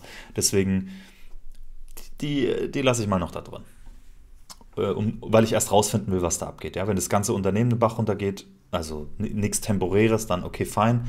Aber bis dahin gucken wir mal. Ein XMSCI World ETF, den bespare ich nicht oder so, den hatte ich halt gekauft. Der fliegt definitiv raus. Nächste Runde. Der ist auch im Plus, 27%, hat auch Dividende. Ja, äh, will ich nicht, brauche ich nicht, will auch die DWS-Produkte nicht. Keine Ahnung. Ich kaufe alle meine ETFs, wenn es geht, von Vanguard einfach. Ja. Ähm, ja, der fliegt. Der fliegt auf jeden Fall. Ist einfach noch ein Relikt, sagen wir mal so. Costco. Costco Wholesale, eine der ersten Firmen, für die ich mich aktiv entschieden habe, mehr oder minder dieses Jahr. Wegen der Dividende, da ist ein Sparplan dran. Nee, stimmt nicht. Die habe ich einmal, das war ein Einmalkauf hier und ich würde auch gern irgendwann nochmal aufstocken. Aber ja, Costco Wholesale habe ich gekauft für die Dividenden. Ist aktuell im Minus, ist mir völlig egal. Ich habe es für die Dividenden gekauft und die bleibt im Portfolio und die wird eher noch aufgestockt über eine Zeit lang. Ja, sorry wegen dem DWS-Kommentar. Ich weiß nicht, was gegen die DWS-Produkte spricht. Ich hatte da mal einen Fonds und so weiter und teure Produkte und ich kriege nur mit, wie Leute bei der Bank das versuchen, den Leuten anzudrehen und so weiter in meinem familiären Umfeld. Und ich mag das einfach nicht. Und ich weiß, dass da die Fondsfirma nichts dafür kann oder also für ihre Preise wahrscheinlich schon, aber nichts dafür, dass Banker da Provision kriegen, wenn sie das einem andrehen und was auch immer. Aber das gefällt mir einfach nicht. Ich investiere, wenn es geht, in Vanguard oder iShares oder was auch immer, aber ich versuche Vanguard zu wählen, überwiegend. Mit den DWS-Produkten, Leute, ich kenne mich da nicht gut genug aus, okay? Ich kann nicht sagen, ob damit irgendwas falsch ist oder nicht. Ich weiß nur, ähm, ich persönlich switche meine ETFs und sowas auf Vanguard, wenn ich es nicht schon habe. Costco, genau, also die bleiben drin wegen Dividende. Dann Airbus, eine weitere Covid-Bet. Ich habe quasi Boeing und Airbus gekauft. Und Airbus dagegen funktioniert super. Ich meine, die lassen auch keine Flugzeuge abstürzen. 100% im Plus. Dividende auch ein bisschen reingekommen. Und was ist das? Das sind realisierte Gewinne. Habe ich da schon ein bisschen was verkauft bei Airbus? Ja, da gab es einen Verkauf. Wann war das? Das war im Sommer diesen Jahres. Ich weiß gar nicht, warum ich den Rest nicht verkauft habe, ehrlich gesagt. Aber ich bin 100% im Plus mit Airbus. Die fliegen nächstes Jahr auch. Also ich meine nicht die Flugzeuge, sondern die fliegen aus meinem Portfolio. Und da nehme ich die Realized Gains mit. 500 Euro. Auch kleine Position, ist egal. Freeport McMoran. Das war wieder so ein, jemand hat es mir gesagt und deswegen bin ich rein. Oder ich habe es irgendwo gelesen. Also, ihr merkt, ich bin einfach die größte Pfeife, was das betrifft. Ich habe keinen Plan von dem Laden. Oder es wurde mir erklärt, ich habe es schon wieder vergessen. Die Dinger sind im Plus. Ich habe gesagt, ich nehme da 1.000 Euro mit und wir gucken, was passiert. Ähm, Ich habe irgendwo eine Analyse drüber gelesen, es hat mir gefallen, aber ich verfolge das dann nicht mehr. Ich habe gesagt, komm, mach mal 1.000 Euro rein und gucken wir mal, was passiert. Aktuell sind sie 22% im Plus. Ich verfolge es wirklich nicht. Theoretisch könnte man die rausschmeißen, aber ich habe ja auch gesagt, ich will eigentlich Unternehmen mit 1.000 Euro drin behalten. Hat sich gut entwickelt, also wer auch immer darüber eine Analyse geschrieben hat, die ich gelesen habe, Respekt. Wir können mal gucken unter dem Analyse-Tab. Da sind nicht mal Analysen drin. Vielleicht war es auch keine Analyse. Ich weiß es nicht mehr, wo ich es her habe. Ja, ich weiß. Ich weiß, ich soll das nicht machen. Ich weiß, ihr ganzen Influencer, die andere Sachen predigen und ihr guckt gerade zu, ich weiß es. Es tut mir leid. Aber ich ändere es nicht. Es ist halt, manchmal treffe ich halt solche Entscheidungen. Realty Income habe ich drin, da ist ein Sparplan drauf, glaube ich. Ist da noch ein Sparplan drauf oder habe ich den aufgehört irgendwann? Jo, da ist ein Sparplan drauf. Also hier geht es gut ab. Wie man sieht, ich mache mal die Aktivitäten kurz weg. Hier das investierte Kapital, schönes Treppchen nach oben. Habe ich natürlich wegen der Dividenden, die ebenfalls schön steigen, mittlerweile bei 4 Euro pro Monat. Lasse ich einfach weiterlaufen. Ne? Da, ja, da kassiere ich Dividenden und ich mag Dividenden.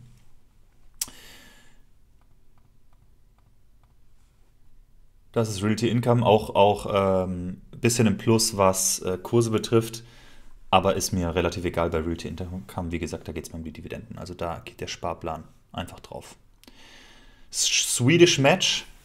Swedish Match habe ich, also eigentlich habe ich gar keine Tabak oder irgendwas in dem Bereich. Ich rauche nicht, habe nie geraucht und kein Plan, auch wenn es Länder gibt, wo das dann erst noch populär wird und was auch immer. Das ist nicht wirklich mein Metier. Aber das war einfach so ein Opportunity Buy. Ich habe da tatsächlich die Aktienanalyse vom Jonathan gelesen und verfolgt und so weiter und fand es nice und habe gedacht, probiere ich aus. Ja, also war mehr so eine Wette und habe investiert und war gut zu mir. Also ist 58% im Plus und zahlen auch Dividende. Habe ich auch noch vor, ein bisschen zu halten. Ich glaube, die hatten auch, da gab es auch irgendein Übernahmeangebot oder sowas und man konnte sich davon lösen. Ich habe es nicht gemacht. Ich lasse die einfach drin. Bis zum bitteren Ende sozusagen.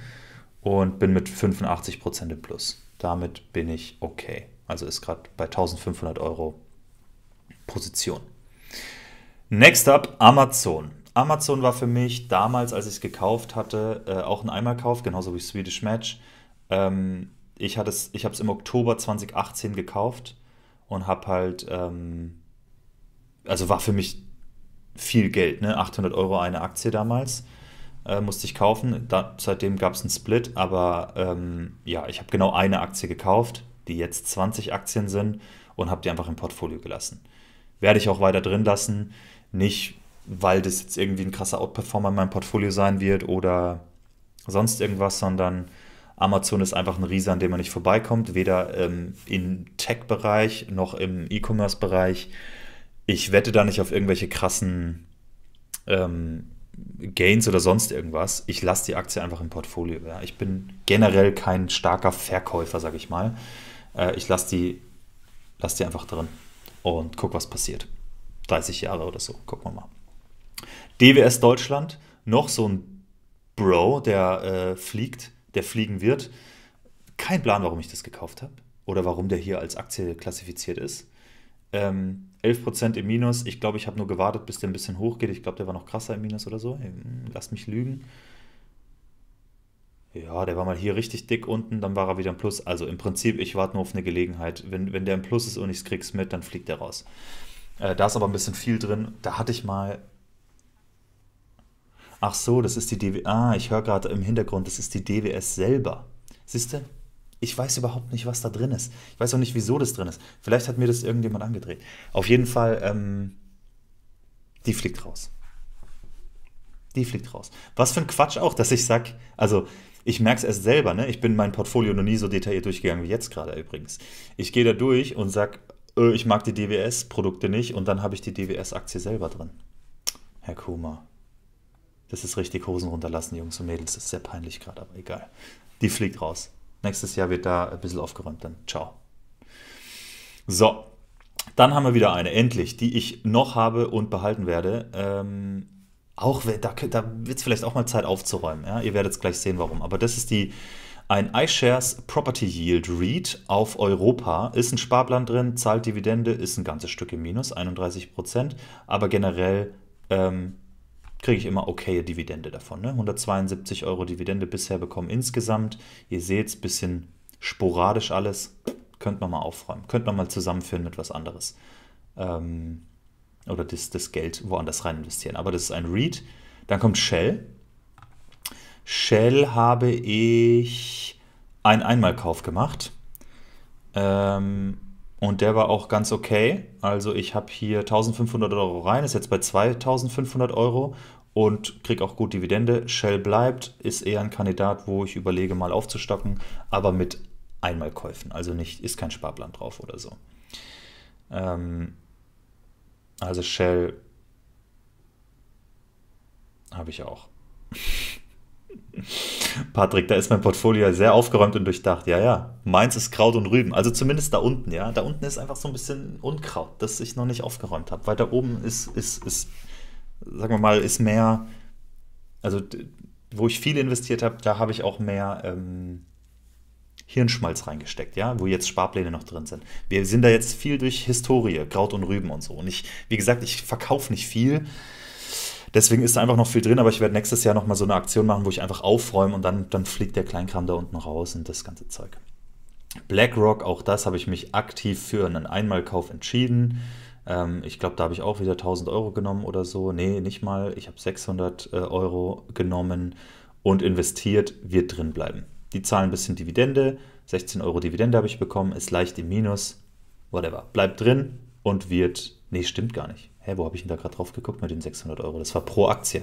Ich habe 2600 Euro habe ich investiert in BlackRock. Und die bleiben drin. Vielleicht auch irgendwann nachkaufen, aber ja. Das sind so, ich suche mir manchmal Einzelaktien kaufen und mache da einfach eine Position auf und will die halten langfristig. Und wenn sich die Möglichkeit ergibt und ich das auch mitbekomme, weil ich nicht so aktiv bei den ganzen Unternehmen dann dranbleibe, kann ich nachkaufen. Also da gibt es einige Einzelaktien, für die ich mich entschieden habe. Aber es gibt andere, auf die ich Sparpläne habe und die kommen erst noch, weil da ist ein bisschen mehr drin. Oh, Disney, oh je, jetzt müssen wir über Disney reden, oh Gott. Also Disney, da ist ein Sparplan drauf, immer noch. Und an sich bin ich sehr überzeugt von Disney. Nicht nur, also schon lange, also seit Oktober 2018 kaufe ich Disney. Und das tut mir ein bisschen weh, weil weil sich das gerade in eine Richtung entwickelt, die mir nicht so gut gefällt, aber ich bin überzeugt von deren Content. Die haben einfach den krankesten Blockbuster-Content mittlerweile, ne? Mit Marvel, Star Wars, Disney, Pixar, die ganze Palette. Familien kommen nicht drum rum, die Parks, Merch und so weiter. Also es ist eine ganz, ganz, ganz, ganz starke Marke und Firma in meinen Augen. Und die haben sich immer wieder angepasst, ne? Fernsehen und davor und so weiter. Die haben einfach, das ist ein krasses Unternehmen mit krassen Talenten. Jetzt haben die einen Streaming-Service aus dem Boden gestampft, der 1A funktioniert. Das musste erstmal hinkriegen, also was die Tech betrifft. Ich habe auch extra recherchiert, wie sie das gemacht haben. Die haben die Firma gekauft, die schon einige Streamingdienste erfolgreich hingestellt hat, haben die einfach die komplette Firma gekauft und gesagt, jetzt macht ihr für uns einen Streamingdienst sozusagen als internes Team, weil sonst kriegst du so eine Quality nicht rausgestampft einfach. Aber für so einen Dinosaurier sowas hinzustellen, der Streaming-Service, der so geil funktioniert, Riesenrespekt. Problem, Streaming Wars gehen jetzt in so eine Phase, wo es halt nicht mehr ganz so krass lukrativ ist und die hauen da richtig Kohle rein, werden auch sehr hart jetzt an diesem Streaming-Service bewertet in meinen Augen. Ich bin von dem Streaming-Service an sich überzeugt. Ich glaube, jede Familie hat es oder wird es haben, oh, wenn man ein bisschen Geld über hat. Und ich habe es auch. Und ich schaue auch viel da drauf. Bin sowieso ein krasser Marvel- und Star Wars-Fan. Also, ich bin von der Firma überzeugt, der Sparplan wird bleiben. Das Problem für mich ist, ich fand, als Bob Iger, ich will nichts Falsches sagen, gegangen ist und der andere Bro da reinkam und dann haben diese politische Scheiße da in Florida angefangen und so, hab ich gedacht, Digga, hör auf damit. Das hat mich so genervt, dass der quasi meine Firma ähm, anfängt da so einen Kack damit zu machen. Jetzt ist er wieder raus, der Alte ist wieder drin. Keine Ahnung. Keine Ahnung, was jetzt kommt. Also irgendwo habe ich sogar gelesen, ist denn alles Spekulation natürlich, ne? Bob Iger, ich will nichts Falsches sagen, ob das der CEO ist. Lass mich kurz gucken. Bob Iger, CEO. Jo, okay, gut. Robert, okay, Bob, ja, passt. Okay, Bob Iger, Robert Iger. Gut, dass der Disney ready machen soll für einen Verkauf oder sowas, ne? Ich habe keine Ahnung. Auf jeden Fall, diese Brand Assets von Disney sind zu krass. Die werden nicht weggehen. Glaube ich. Deswegen bleibt Disney. Und der Sparplan bleibt auch.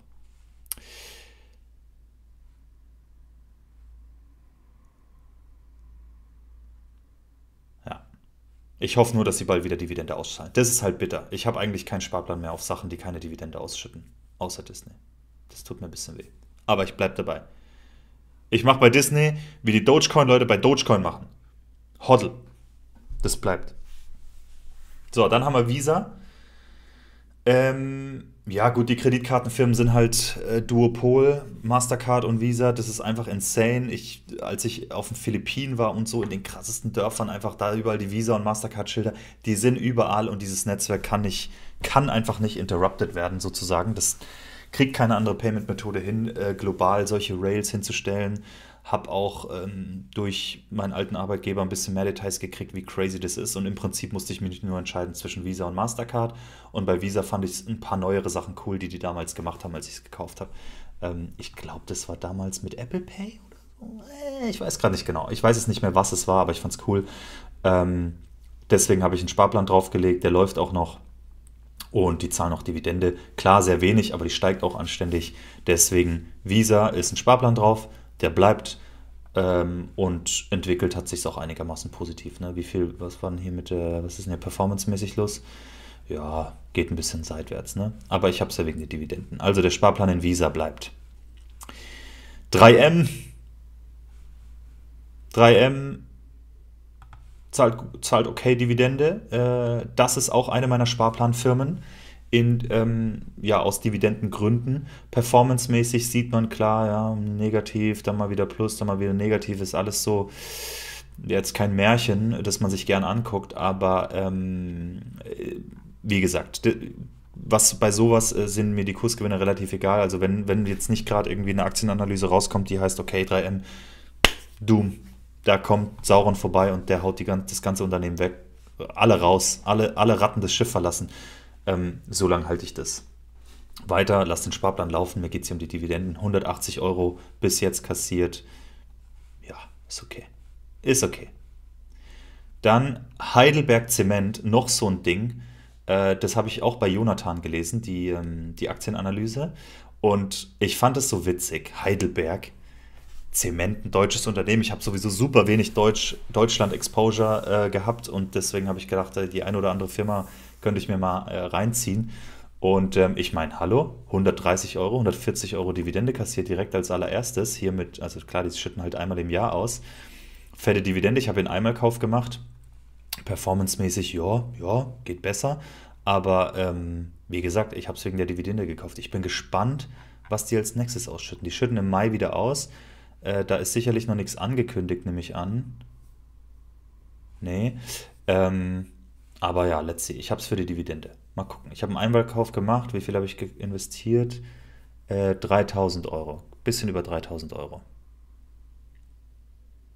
Oh Leute, ja, ja, hier, Wolfgang schreibt, du hast bei deinen Sparplänen wie zum Beispiel Walt Disney Visa Optimierungspotenzial bei deinen Gebühren. Also um es kurz zu sagen, das stimmt, meine Gebühren sind abnormal. Ich zahle richtig viel Gebühren. Ich bin bei Comdirect, ich bezahle ich bezahle kranke Gebühren. Und das werde ich nächstes Jahr auch ändern. Ich werde mich mal hinhocken. Wenn ihr mich lasst, dann nehme ich mir mal schön Urlaub bei Parkett. So schön eine Woche und mache mein Portfolio sauber, weil ich muss die Sparpläne ändern. Ich muss zu Brokern gehen, die da 1 € oder 0 € oder was auch immer. Ich werde da ein paar rüberziehen. Wir gucken uns die Gebühren gleich an in der Tabelle. Ich zahle richtig Gebühren für mein ganzes Zeug da. Also definitiv nicht gut optimiert. Vielleicht tut es auch gut, dass ich das alles hier jetzt mal so offen zeige und publicly geshamed werde für alles, was ich so tue. Weil dann habe ich die Motivation, das aufzuräumen. Und dann zeige ich es euch nochmal, wenn es picobello blank aufgeräumt ist. Aber ihr seht auch, ich lüge euch nicht an. Ich habe hier nichts geschönt, das ist die Wahrheit. Und da ist die ganze Messiness drin. Aus aus meiner Historie investieren. Gott, ich hoffe, meine Frau sieht es nicht. Da gibt's Ärger. Next up, Home Depot. Auch da fand ich eine gute Firma, habe ich aber ich habe einen Einmalkauf gemacht und dann nachgekauft. Und klar, habe ich für die Dividenden, ist jetzt kein Sparplan drauf, aber kommen Dividenden rein, ist auch ein bisschen im Plus aktuell, 10%, ist fein, ist okay. Next up, hier von diesen Property REITs, davon habe ich nämlich 3 Stück in diesem Portfolio. Im anderen Portfolio, wenn ihr euch erinnert, habe ich ja nur den Developed World. Und hier habe ich mich, warum auch immer, für eine Kombination entschieden aus Asia, Europe und, ich glaube, Developed World, was auch wieder dumm ist. Also auch das, ich sollte mich auf einen REIT einfach konzentrieren, Developed World. Aber wie auch immer, Asia Property REIT, ausschüttend selbstverständlich. 200 € Dividende kassiert hier, ist aktuell ein bisschen im Minus. Ich glaube, da ist auf jeden Fall ein Sparplan drauf. Yes, Sparplan drauf seit 2019. Also, ich habe jetzt keinen großen Need, den zu verkaufen oder sowas, aber also, er tut mir jetzt nicht weh. Aber ich überlege, diese 3 iShares REITs, die ich habe, der dritte ist jetzt hier oben, Developed Markets Property Yield, dass ich quasi die Asia und Europe Geschichten verkaufe und nur in den Developed Property Yield gehe, Developed Markets Property Yield. Den habe ich auch im anderen Portfolio. Jetzt bin ich 2 hochgescrollt hier, McDonald's. Da dürfte ein Sparplan drauf sein. Ja, und zwar seit Juni 2019. McDonald's ist, ja, ich finde es ein gutes Unternehmen. Ich finde es relativ spannend. Habe mir, also, ne, als ich mich entschieden habe dafür, ein bisschen recherchiert und so, verfolge auch ein paar andere YouTuber und Influencer, die regelmäßig über McDonald's quatschen, so dass ich ein bisschen was mitkriege. Aber generell solide, habe ich einen Sparplan drauf und will die Dividenden. Ist jetzt nicht die höchste Dividendenrendite, aber ist okay. Sind auch im Plus, 30%, da will ich mich nicht beschweren. Dann Developed Markets Property Yield. Habe ich vorhin erwähnt, auch da ist ein Sparplan drauf, aktuell negativ, aber gute Dividenden kassiert, 3%, persönliche Dividendenrendite aktuell und wir können auch mal auf die Performance gucken. Also es war auch schon mal anders, ne? War auch schon mal plus 20% und whatever, aber wie gesagt, das Ding kaufe ich nicht wegen Kursgewinn. Texas Instruments, ich bin zu krass in den Chips drin, glaube ich, ne? Habe ich da ein Sparplan drauf? Nein, das waren Einmalkäufe und zwar 3 Stück. Der letzte auch dieses Jahr wieder. Und kassiere schon Dividenden, ist 20% im Plus bei mir aktuell. Und okaye Dividende. Jetzt kein Blockbuster, aber hey, ich beschwere mich nicht. Und habe da anständig, kriege regelmäßig Dividende. Die bleiben drin und das ist eher so ein Kandidat, wo ich in der Zukunft irgendwann nochmal nachkaufen würde, wenn sich die Möglichkeit ergibt. Aktuell ist mein Problem nicht der Zeitpunkt, um günstig einzukaufen, sondern das Kapital zu haben, einen Nachkauf zu machen. Weil ihr wisst ja, ich habe meinen Job gekündigt und bin jetzt Vollzeit bei Parkett und da wird alles reinvestiert in Parkett natürlich. Also Parkett ist mein Hauptinvestment eigentlich. Dementsprechend habe ich nicht mehr viel Cash über aktuell, um es in Aktien zu investieren. Aber ja, Texas Instruments bleibt. Dann kommt Starbucks.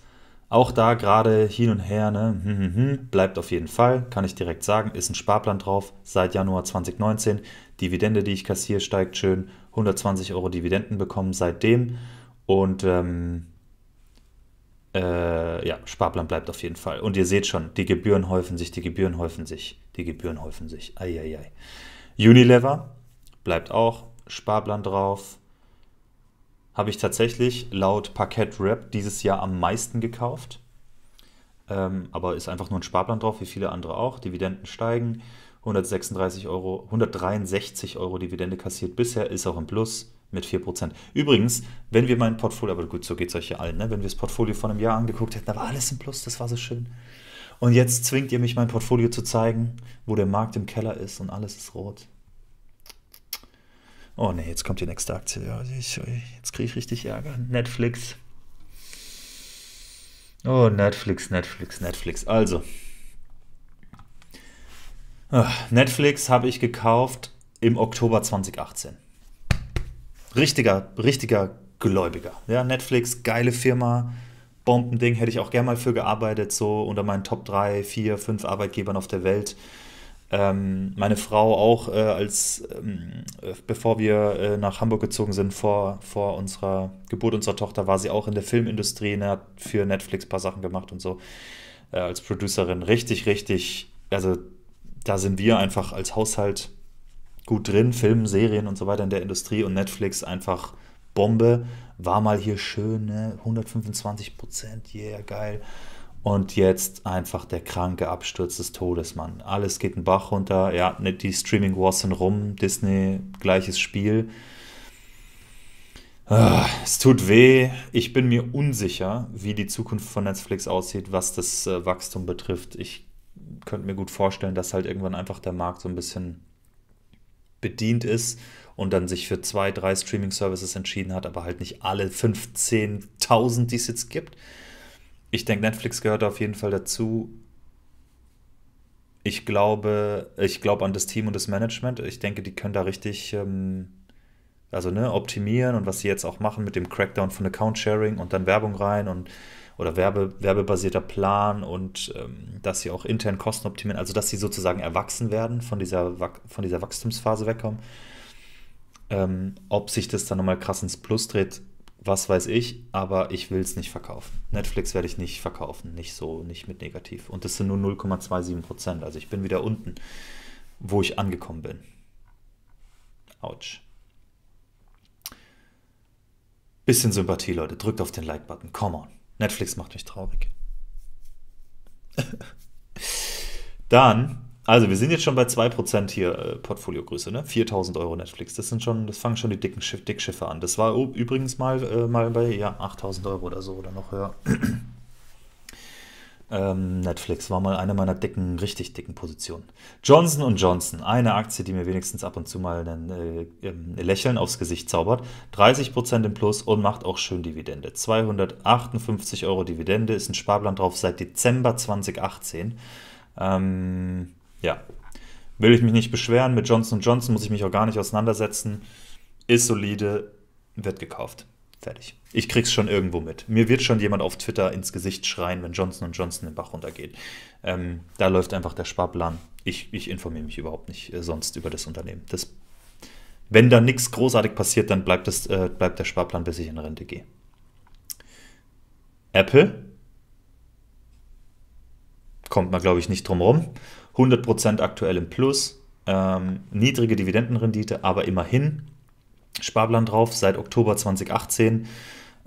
Macht den ganzen Kram mit. Es gibt Sachen bei Apple, die mir sehr gut gefallen. Es gibt Sachen, die mir nicht so gut gefallen. Die mir nicht so gut gefallen, haben eigentlich nichts mit der Performance von Apple zu tun, aber deren Chip-Transition, Chefskiss, richtig geil. Das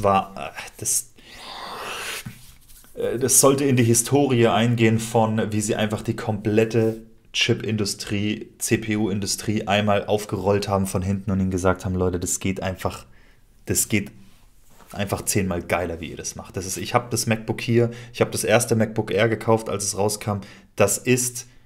Ich hatte immer was heißt immer? Ich habe seit vielen Jahren MacBooks und ich hatte immer diese Intel MacBooks.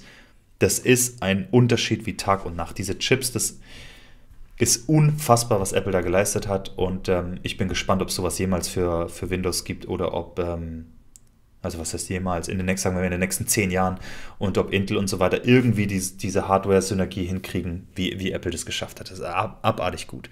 Und dann natürlich das ganze Zeug, das sie machen, die Synergien. Ich habe hier eine Apple Watch, iPhone, AirPods. Also ich bin richtig in dem Ökosystem drin und ich finde es richtig nice. Also Hardware, Software zusammen, bin ein riesen Fan. Die haben natürlich einen riesen Burggraben, da kommst du fast nicht mehr raus. Auch in die Richtung, dass es fast schon, wo ich sagen würde, da sollte Antitrust mal rein. Zum Beispiel der App Store. Ich verstehe, warum sie es machen. Ich verstehe, wie geil das für die Firma ist und wie gut es für mich als Shareholder ist. Aber als Entwickler rein da. Ich will ein anderes Payment-System nutzen. Dass die mich das zwingen und dass die mir nicht erlauben, euch in der App zu sagen, hey, bestell das doch mal bitte im Web. Dann geht nicht 30% von unserem Umsatz an Apple.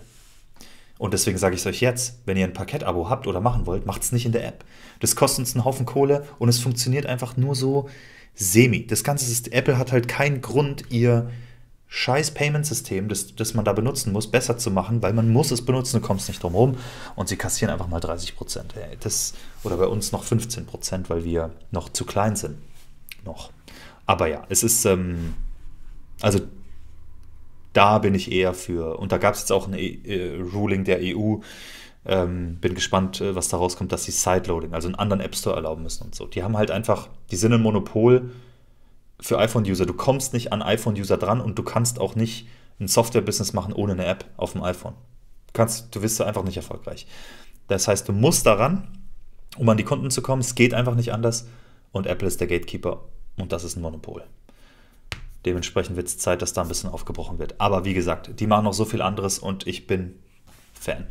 Ich finde es auch genius, wie sie ihr ganzes wir erhöhen unsere Marge, indem wir euch weniger Kabel geben und so weiter, als äh, Umweltkampagne verkaufen. Also es mag sicher auch gut für die Umwelt sein, aber ich meine, ne, die profitieren auch sehr davon. Und dann natürlich die ganze Geschichte mit, wie sie Meta gerade auseinandernehmen. Das ist auch was, wo ich sagen würde, boah, da sollten Antitrust mal rangucken, ob das wirkt, ob die das so dürfen. Ich finde es ziemlich grenzwertig, aber Popcorn, Mann. Ich guck mir das gerne an, weil ich bin ja auch kein Riesenfan von Meta. Aber ja, also deswegen Apple bleibt, hat einen Sparplan.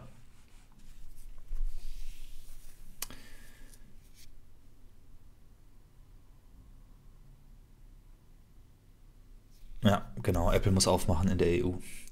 So, dann kommt mein erster Vanguard ETF, Emerging Markets. Ich bin am Überlegen, ob ich diese Emerging Markets Geschichte lasse. Das war ja ein schöner Trend und so, aber ne, whatever. Ich lasse es jetzt mal noch laufen, da ist ein Sparplan drauf. Ist natürlich ein ausschüttender ETF von Vanguard auf die Emerging Markets. Aktuell negativ, lasse ich laufen. Das wird jetzt nichts sein, was ich nächstes Jahr unbedingt irgendwie verkaufen muss oder sonst was, aber jo, der läuft. Da ist ein Sparplan drauf. Dann kommt der All World High Dividend Yield, den ich auch im anderen Depot habe. Das ist mein Favorite ETF und ne, wenn ich die Emerging Markets wegmache, dann würde ich den Sparplan darauf hauen. Der ist, glaube ich, der hat auch einen Sparplan am Laufen und mir ist klar, dass, nee, da hab ich keinen Sparplan drin. Da habe ich Einmalkäufe gemacht, okay. Oder? Doch, da ist ein Sparplan drin. Ich habe es nur noch nicht eingetragen hier. Ach, Herr Kuma. Ähm, da ist ein Sparplan drauf, glaube ich. Und jo, genau, da kommen auch Dividenden rein, aber der ist halt nicht so hoch gewichtet oder so dick bespart wie in dem anderen Portfolio, weil dafür habe ich ja das andere Portfolio. Ne? Das heißt, wenn ich in den ETF investieren will, dann mache ich das in dem anderen Portfolio, das ich euch ja regelmäßig zeige. So, da jetzt die Dickschiffe kommen, wir sind schon bei 8000 Euro Positionen hier jetzt, 5% von meinem Depot. Ich gehe ganz kurz Pipi machen, okay? Kurze Pinkelpause. Ich muss für kleine Aktionäre, bin gleich wieder da.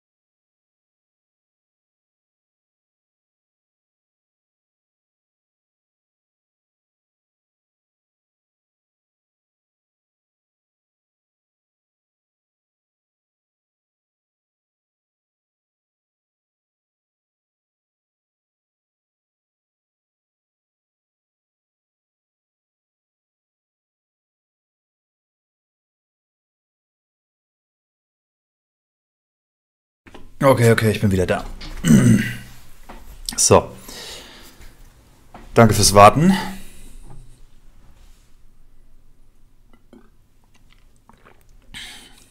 Machen wir weiter, oder? Könnt ihr noch. Jetzt kommen die Dicken. 5%. Jetzt gehen wir hoch. Was hat denn die höchste Position? Die höchste Position hat auf jeden Fall über 10%, glaube ich. Ja. Dann Microsoft. Was soll man da sagen? Bombending, Microsoft. Auch wenn ich kein Windows-Fan mehr bin. Ich habe hier trotzdem Desktop mit Windows. Ich meine, es funktioniert alles wunderbar und so. Ich mag, was Microsoft macht. Und ich glaube, was auf jeden Fall unterschätzt ist, ist deren ganz, was sie im Dev-Bereich machen. Ne? Mit GitHub, das sie gekauft haben, OpenAI, wo sie mit drin sind, wo jetzt dieser Chat-GPT-Dingsbums da rauskam. GitHub gehört ja NPM und sowas. Dann haben sie den beliebtesten Code-Editor auf der Welt, nämlich Visual Studio Code und sowas ist von denen alles Open Source. Microsoft ownt so ein bisschen die Code-Pipeline. Haben sie sich entsprechend eingekauft und so weiter. Ich finde das sehr mächtig. Sehr mächtig. Und da, weißt du, also was mich an Microsoft überzeugt, ist nicht mal der ganze Office-Kram und so, sondern, ich meine, das ist auch geil, aber auch was sie im Gaming-Bereich machen und so. Microsoft, bam. Also da ist ein Sparplan drin seit Oktober 2018. Und wie ihr seht, wenn man mal die Aktivitäten rausnimmt, also immer schön im Plus gewesen, ja, richtig krass. Hier, jetzt läuft es ein bisschen seitwärts die Bewertung, aber meine Sparpläne, da läuft einfach weiter. Also aktuell 122% Microsoft, 236 Euro Dividenden kassiert, steigt auch schön. Was will ich mehr? So will ich es haben. Vom Kurs her, ja, ist eigentlich egal. Ich kaufe einfach immer. Also Microsoft ist und bleibt drinne. Bombending. Geht einfach weiter so. 5%. Tesla! Jetzt müssen wir über Tesla reden. Tesla ist... Oh je, also, komm, wir gehen mal rein bei Tesla, wir gucken mal, ne? Da gibt es ein bisschen Historie. Also zum einen, ich habe Tesla das erste Mal gekauft, Oktober 2018. Guckt euch das mal an, wie der Kurs da noch war. Warte mal, wir machen mal auf Kurs. Oktober 2018, Tesla gekauft. April 2019 Tesla gekauft. Voll dran geglaubt, man. Übelst, also, ja. Wann war das hier? Januar 2020 Tesla gekauft und dann nochmal Juli 2020 Tesla gekauft. Also,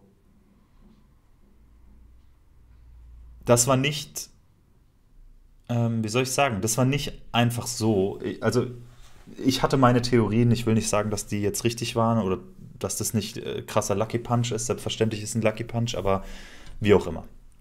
Habe an das Unternehmen geglaubt, Software, was sie machen und dass da noch richtig, also dass sie die bestehenden Autobauer einfach richtig auseinandernehmen und es war ja auch so. Wie jetzt diese Bewertung gerechtfertigt ist oder so, dazu keine Ahnung, werde ich nichts sagen, aber es ist bombenmäßig hochgegangen und dann habe ich mich hier entschieden, während der Pandemie irgendwo ein paar Chips off the table zu nehmen und habe meinen ersten Verkauf gemacht. Und dann habe ich jetzt vor kurzem dieses Jahr einen weiteren Verkauf gemacht. Ja, jetzt nicht zur krassen Hochzeit oder sonst irgendwas, aber weit höher, als ich da war. Also ich hatte bei Tesla, ich war bei 1300% Gain. Also mehr als ein 10-Bagger. Was soll ich sagen? Bei 1300%, diese Phase hier war dann auch so eine Phase, wo ich gedacht habe, ich weiß nicht, wie das noch höher gehen soll. Also ich habe zwar daran geglaubt, dass Tesla in den nächsten 10 Jahren sich vervielfacht, aber jetzt haben sie sich ja schon verzehnfacht. Keine Ahnung, ob das jetzt noch so weitergeht. Deswegen habe ich gesagt, okay, ich nehme mal ein bisschen Chips runter. Ja? Was war das hier ganz oben? 1500% hier. 1500% irgendwo Bestphase. Dann habe ich es verkauft bei 1300% und man muss halt bedenken, FIFO-Prinzip, ne? Die ersten Aktien werden als erstes verkauft. Also werden die mit dem größten Gain verkauft hier, die hier am Anfang, weil der Kurs hier einfach hart am Boden war. Dadurch sinkt natürlich auch meine Performance der noch im Bestand befindlichen Aktien. Also, den habe ich verkauft. Dann habe ich hier das gleiche nochmal gemacht. Wo war hier meine Performance? Auch bei 1400% wieder. Ah, das war nämlich das auch noch, ne? Tesla war die größte Position dadurch in meinem Portfolio, durch diesen Anstieg. Und zwar bei 30% Portfolio Allocation. Und da habe ich auch gedacht, das ist mir zu fett. Wenn bei Tesla was schief läuft, wenn Elon irgendeinen Dogecoin-Tweet macht, geht mein Portfolio 10% runter. Das hat mir nicht gefallen.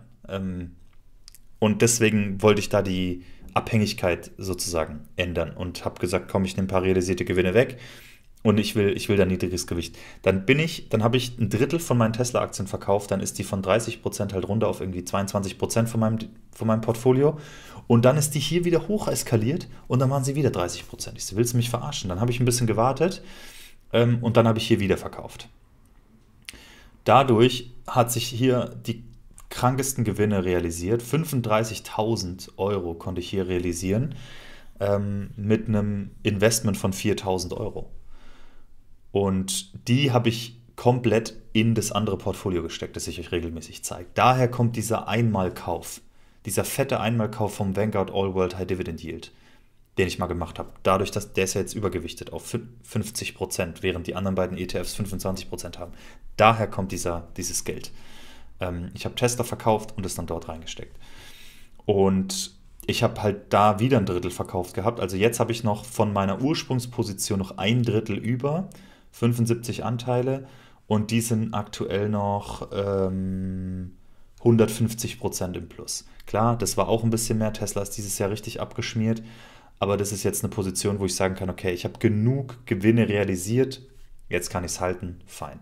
Auch wenn es noch weiter runter geht oder wie auch immer, damit habe ich jetzt keinen Riesenschmerz. Es ist natürlich noch eine fette Position bei mir. Ich will nicht, dass 11.000 Euro einen Bach runtergehen, natürlich. Ähm, aber wie gesagt, ich habe mit der Firma schon sehr viele Gains gemacht. Mein erster 10-Bagger.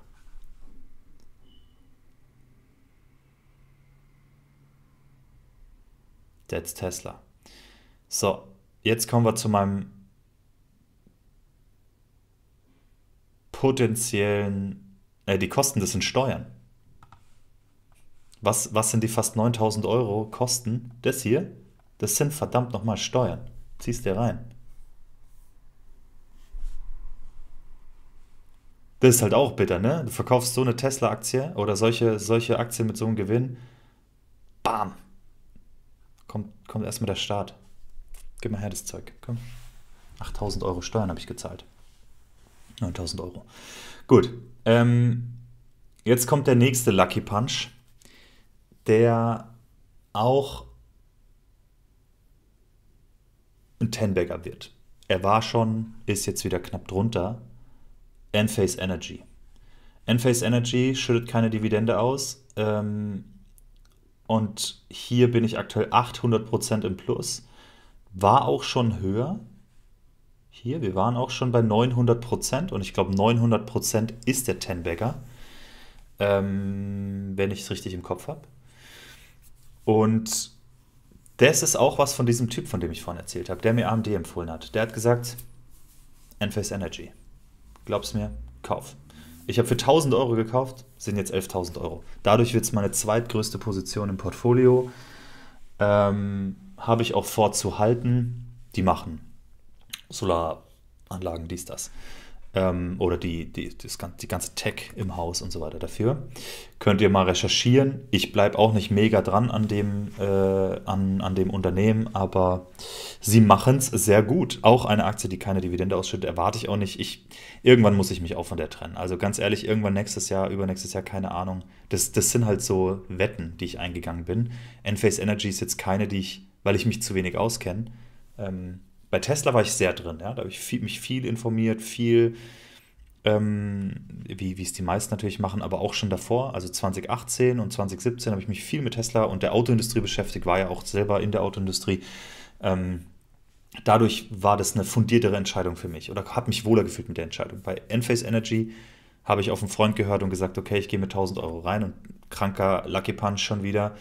Davon muss ich mich irgendwann wieder trennen, weil ich das nicht einschätzen kann, die Industrie und das Unternehmen und so. Deswegen, weiß nicht, nächstes Jahr, übernächstes Jahr irgendwann werde ich das wahrscheinlich verkaufen und die Gewinne mitnehmen. Da ist, was haben wir hier? Wann habe ich hier den Kauf gemacht? Mai 2019. Genau. Und dadurch, dass Tesla jetzt so runter ist und Enphase gute Performance hinlegt und mein Sparplan einfach weiterläuft, ist dadurch genauso wie Thomas sich wünschen würde, meine größte Position, ein ETF auf die Welt. Vanguard, FTSE All World oder Developed World ETF. Natürlich ausschüttend. Da sind aktuell fast 20.000 Euro oder da sind 20.000 Euro drin. 5% im Plus, whatever, ist halt ein ETF, schüttet aus, zahlt mir schön Dividenden, ist ein Sparplan drin.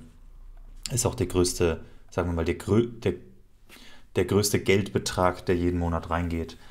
Genau. Und damit kommen wir zu meinem Gesamtportfolio. Gestern waren es noch 170.000 Euro. Also ich nehme an, Elon hat wieder irgendeine Scheiße getweetet heute Morgen, also geht mein Portfolio wieder runter. Ist so das ganze Jahr, man sieht es hier, ne? Also schaut euch mal den Chart hier an. Ich war hier schön im Plus mit, hier ist teilweise 100% Portfolio im Plus, ne? Ich hatte 90.000 Portfolio und hatte 95.000 Gains und so, hier auch richtig Bombe. Und jetzt geht es halt seitwärts. Dieses Jahr ist alles seitwärts gegangen, ich habe schön weiter investiert. Immer noch alles im Plus an sich, aber, also seit Kauf alles im Plus.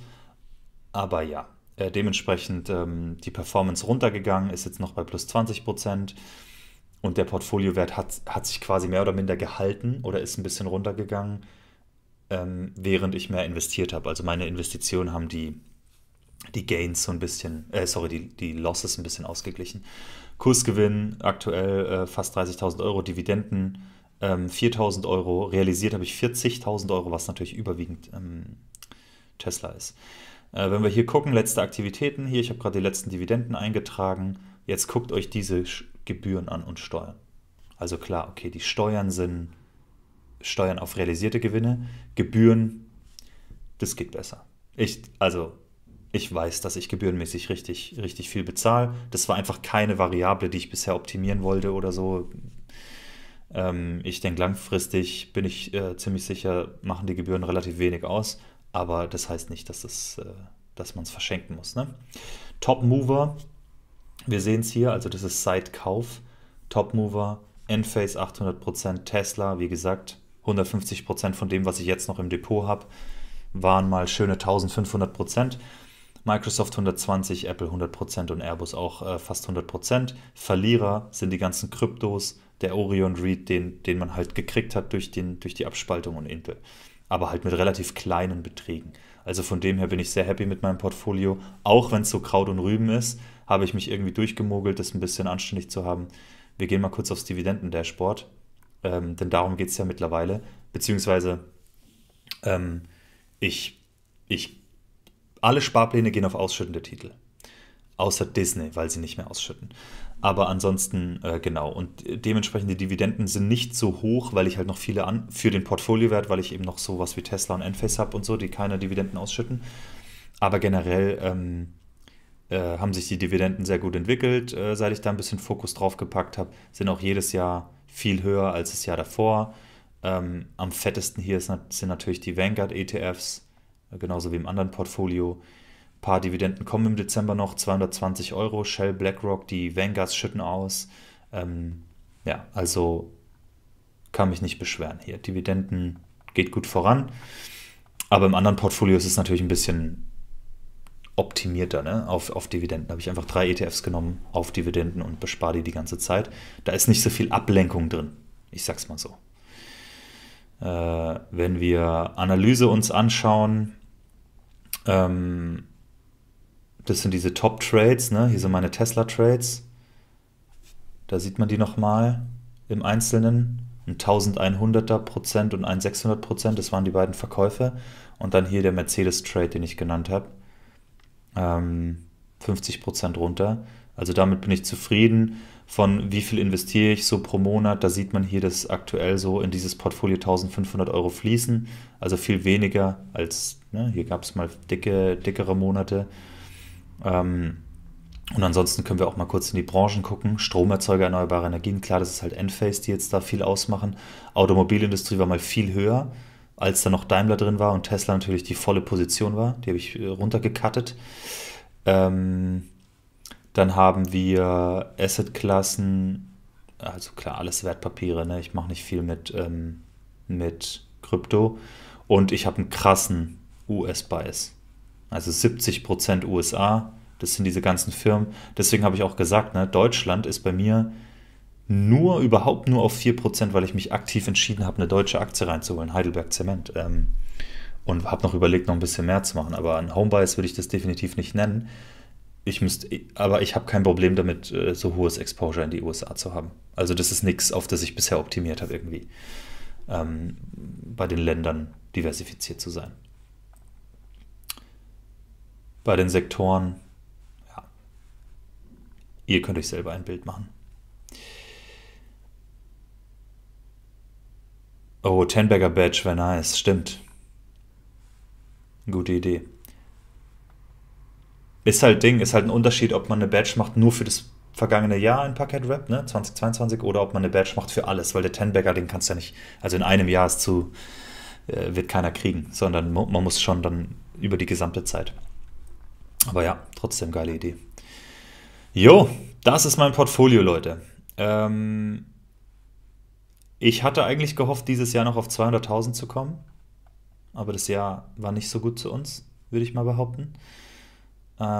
Zusammen mit dem anderen Portfolio, was sind da drinne? 70. Also zusammen mit dem bin ich ungefähr bei 250, vielleicht mit Cash oder sowas. Ist alles, was ich habe. Ist was drin ist. Seit 2018 investiere ich, meine Investition aktuell eher runtergefahren. Nicht wegen der Marktphase, überhaupt nicht. Das ist für mich eher Grund zu kaufen, sondern wegen privater Situation, dass halt ich quasi in Parkett investiere. Jetzt nicht Geld, aber ich zahle mir kein hohes Gehalt, mit dem ich investieren könnte, sondern ich bezahle mir gerade so viel, wie wir brauchen und lasse den Rest im Parkett. Und dadurch sind die Aktieninvestitionen eher ein bisschen runtergefahren. Aber die Sparpläne laufen mal noch weiter und ich hoffe, ich kann die auch noch weiter laufen lassen. Meine Hosen waren unten. Meine Hosen waren unten und ein bisschen unangenehm. Viel Kraut und Rüben drin, aber ich werde aufräumen und ich werd euch auch teilhaben lassen und ein bisschen aufräumen. Aber ich gucke jetzt mal kurz in den Chat und trinke noch einen Schluck.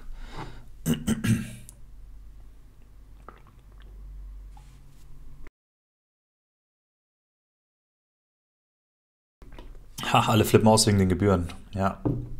Grüße gehen raus, dann kommt direkt. Die haben guten Umsatz gemacht mit mir.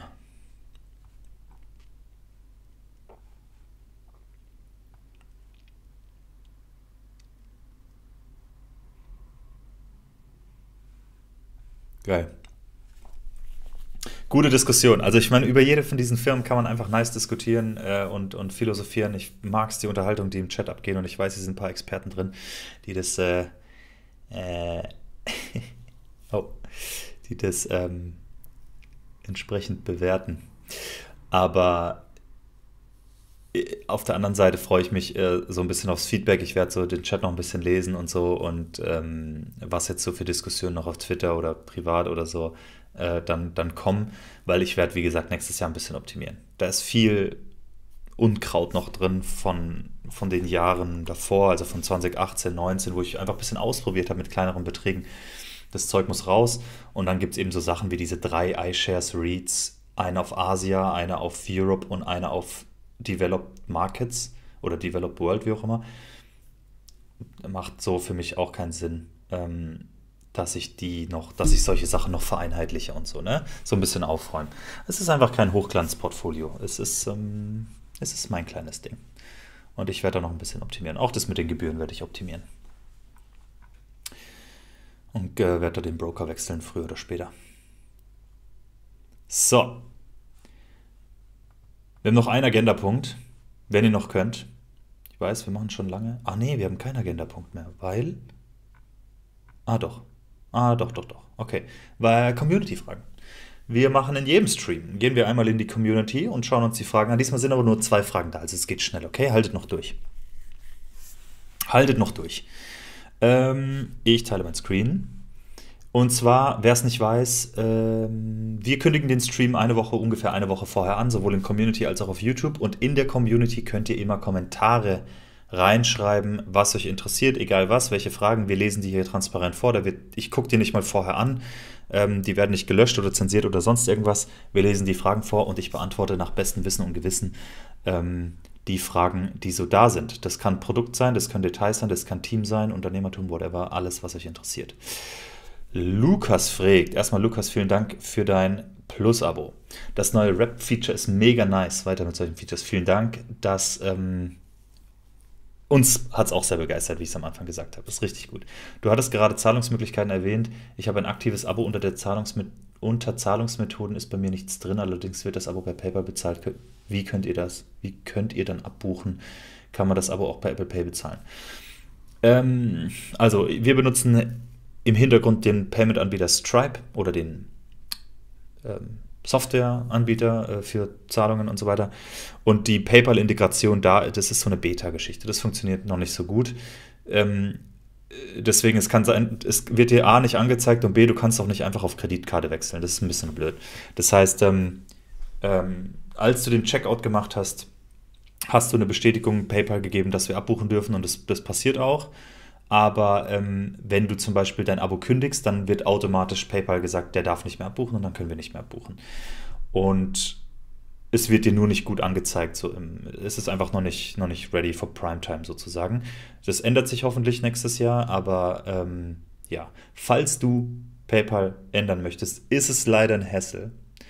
Du musst dein Abo kündigen, dann sagst du uns Bescheid, dass du es gekündigt hast, weil das kündigt ja immer auf Ende des Billing-Zeitraums. Wir beenden das Abo für dich sofort und dann abonnierst du einfach neu mit einer Kreditkarte oder Apple Pay, das geht auch. Das würde gehen, wenn du wechseln willst. Ich will dich dazu nicht. Das ist einfach noch painful, das ist nicht schön für die User Experience und da sind wir einfach aktuell auf Stripe angewiesen. Deswegen, wenn du die Hürde auf dich nehmen willst, dann mach es und wir unterstützen und dann sage ich danke, aber fühl dich nicht genötigt oder so. Ja. Lass gerne laufen. Und per Apple Pay geht auch. Ja. Wenn du von einem entsprechenden Gerät, ne? Also wenn du jetzt von deinem Chrome-Browser auf den Checkout gehst, dann findest du da kein Apple Pay. Du musst natürlich vom iPhone aus auf die Webseite und so, dann kommt da Apple Pay. Thomas, hallo Sumit. Zunächst einmal vielen Dank für die tolle Weiterentwicklung von Parkett im Jahr 2022. Gerne. Im nächsten Jahr wird auch bei mir endlich das Plus-Abo hinzukommen. Damit ist Umsatzsteigerung nächstes Jahr schon mal gesichert. Danke, Thomas. Ich hätte eine Frage zur monatlichen Auswertung Ansicht der Gesamtportfolioentwicklung. Unter Analyse gibt es ja die bekannte Kapitalflussansicht mit Käufen und Verkäufen. Gibt es irgendwo auch die Möglichkeit, die Entwicklung des gesamten Portfolios, also inklusive Entwicklung aller Cash-Position, auf monatlicher Ebene zu betrachten? Ich möchte ja vielleicht gerne sehen, wie sich mein gesamtes Vermögen monatlich entwickelt. Wenn ich den gleichen Betrag monatlich investiere und gleichzeitig von meinen Cash-Konten nehme, ändert sich effektiv ja erstmal gar nichts. Die Frage könnte man auch auf die Aktivitätenseite übertragen. Hier sehe ich im November 3 Cash-Kontenaktivitäten, aber gar keine Summe hinterlegt. Oder im September wird ebenfalls nur der eine Kauf des Wertpapiers angezeigt. Das ist mein Gesamtvermögen. In dieser Zeit aber zusätzlich um 510 Euro Cash gestiegen ist, wird mir nirgends angezeigt und verfälscht meiner Meinung nach die Realität. Okay, also interessant. Ich verstehe, was du meinst. Dein Gesamtvermögen solltest du schon sehen, nämlich indem du diesen Chart hier anguckst. Wenn du dein Cash-Konto drin hast und auch nicht rausgefiltert hast, dann ist hier natürlich, wenn ich jetzt 10.000 Euro einzahle, dann geht der Portfoliowert um 10.000 Euro hoch. Aber der Kursgewinn nicht. Dadurch sinkt auch deine Performance. Ja? Also überall, wo der Portfoliowert zu sehen ist, ist dein Cash-Konto mit betrachtet. In der Analyse hast du recht, da ist es nicht drin. Das sind wirklich, was ist in das Depot, in die Investitionen geflossen sozusagen und was ist wieder rausgeflossen. Was ich mir im Prinzip gerade vorstelle, was du gerne hättest, und bitte korrigiere mich, wenn ich falsch liege, ist dieser Chart als Tabelle oder als ja, Monatstabelle sozusagen, dass du immer siehst, okay, von ersten Monat auf den zweiten Monat, was ist der Unterschied? Da hast du dann quasi dein Portfoliowert, die Änderung pro Monat. Und da drin sind halt dann auch Cash und Kursgewinne und was auch immer. Ähm, genau. Und da ist dann alles verrechnet. Ne? Wenn du ein Cash-Konto drin hast, dann ist natürlich, wenn du einen Verkauf machst, ändert sich dein Portfoliowert nicht, weil du 10.000 Euro aus den Aktien auf dein Cash-Konto nimmst und es ist gleich. Und wenn du 1.000 Euro vom Cash-Konto in Aktien investierst, ist es auch gleich. Aber Kursgewinne ändern dann dein Portfoliowert und Einzahlungen auf dein Cash-Konto ändern dein Portfoliowert. Und die sieht man in dem Chart. Und wenn du eine andere Darstellung wünschst wie eine Tabelle, dann wird man es auch da sehen. Ich hoffe, ich habe das richtig interpretiert. Wenn ja, dann sag Bescheid. Ah, okay, im Chat sehe ich schon korrekt somit. Okay, perfekt. Also, dann heißt es für mich, ich schreibe auf Wertentwicklung Chart als Tabelle pro Monat. Ist notiert.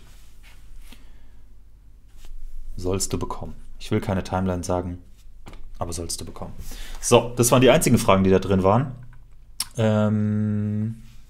Vielen Dank für die Fragen und den ganzen Support und dass ihr da wart. Ich glaube, wir haben heute Livestream-Rekorde gebrochen. Ich frage mich, warum. Die meisten Likes, die meisten Zuschauer und so weiter. Wir haben 100 gleichzeitige Zuschauer weit überschritten vorhin. Mega, mega, mega nice. Vielen, vielen Dank dafür. Ich hoffe, es war unterhaltsam. Ich war aufgeregt. Nicht nur davor, die ganze Woche war ich schon aufgeregt, dass ich diesen Stream machen muss und mein Portfolio Hosen runterlassen muss. Aber auf der anderen Seite, ich rede auch gern über diese Aktien und so weiter. Von dem her war das für mich auch eine schöne Opportunity, mal euch meine Gedanken einfach zu teilen zu den Firmen, die mich am meisten interessieren und mit denen ich mich am meisten beschäftige. Weil die Chance habe ich im Livestream ja sonst nicht so häufig. Und ja, ansonsten, ich weiß im Chat, es gibt noch einige Fragen und so weiter, wegen was können wir nicht tun. Wir lesen das alles, okay? Auch wenn ich nicht alles adressiere hier und so. Wir nehmen das ganze Feedback auf, wir gucken das an. Und wir haben im nächsten Jahr noch einiges geplant für euch. Selbstverständlich haben wir einiges geplant. Ich habe im letzten Stream gezeigt, was wir alles dieses Jahr geschafft haben. Da war schon echt einiges dabei. Von Multivährungskonten, Verrechnungskonten, Krypto und. Also die Stange ist riesig, Multicurrency und solche Sachen. Das war alles dieses Jahr. Unser Team ist so groß wie noch nie und also nächstes Jahr wird geil. Das will ich damit sagen. Im nächsten Jahr sollten richtig anständige Dinger kommen und wir freuen uns schon drauf, was wir jetzt im Januar und im Februar angehen. Allen voran steht natürlich auf Nummer 1 immer noch die Portfolio-Gesamtübersicht, an der wir aktiv gearbeitet haben, bis Parkett wrapped. Dann haben wir das durchgezogen. Jetzt kommt wieder die Gesamtübersicht. Und noch ein paar andere tolle Goodies für euch. Vielen, vielen Dank für den ganzen Support das ganze Jahr. Ich tue gerade so, als ob das die Abschlussfolge war, aber wir haben noch einen Livestream dieses Jahr, wo ich von unterwegs mich melde übers iPhone. Aber trotzdem will ich Danke sagen für den ganzen Support und dass ihr hier den Stream mit mir 2 Stunden durchgezogen habt. Jetzt gehen wir wieder arbeiten. Ich gehe noch ein bisschen arbeiten und dann auf den Weihnachtsmarkt Glühwein trinken. Ich wünsche euch ein schönes Wochenende und hoffentlich haltet ihr die Kälte ein bisschen aus. In Hamburg schneit's. Finde ich gut, besser als Regen. Und wir hören uns, lasst mich kurz auf den Kalender gucken, ich glaube in 2 Wochen. Am 30. Am 30. machen wir einen Stream. Da bin ich, glaube ich, sogar wieder hier. Dann machen wir es doch von hier. Am 30. machen wir einen Stream. Da hören wir uns. Da können wir gerne, da nehme ich Sekt mit, da machen wir 3 Stunden, da chillen wir und machen so ein Silvester-Warm-up oder sowas. Gucken ein bisschen zurück. Schönes Wochenende. Wir hören uns. Peace, Leute. Macht's gut. Tschüss.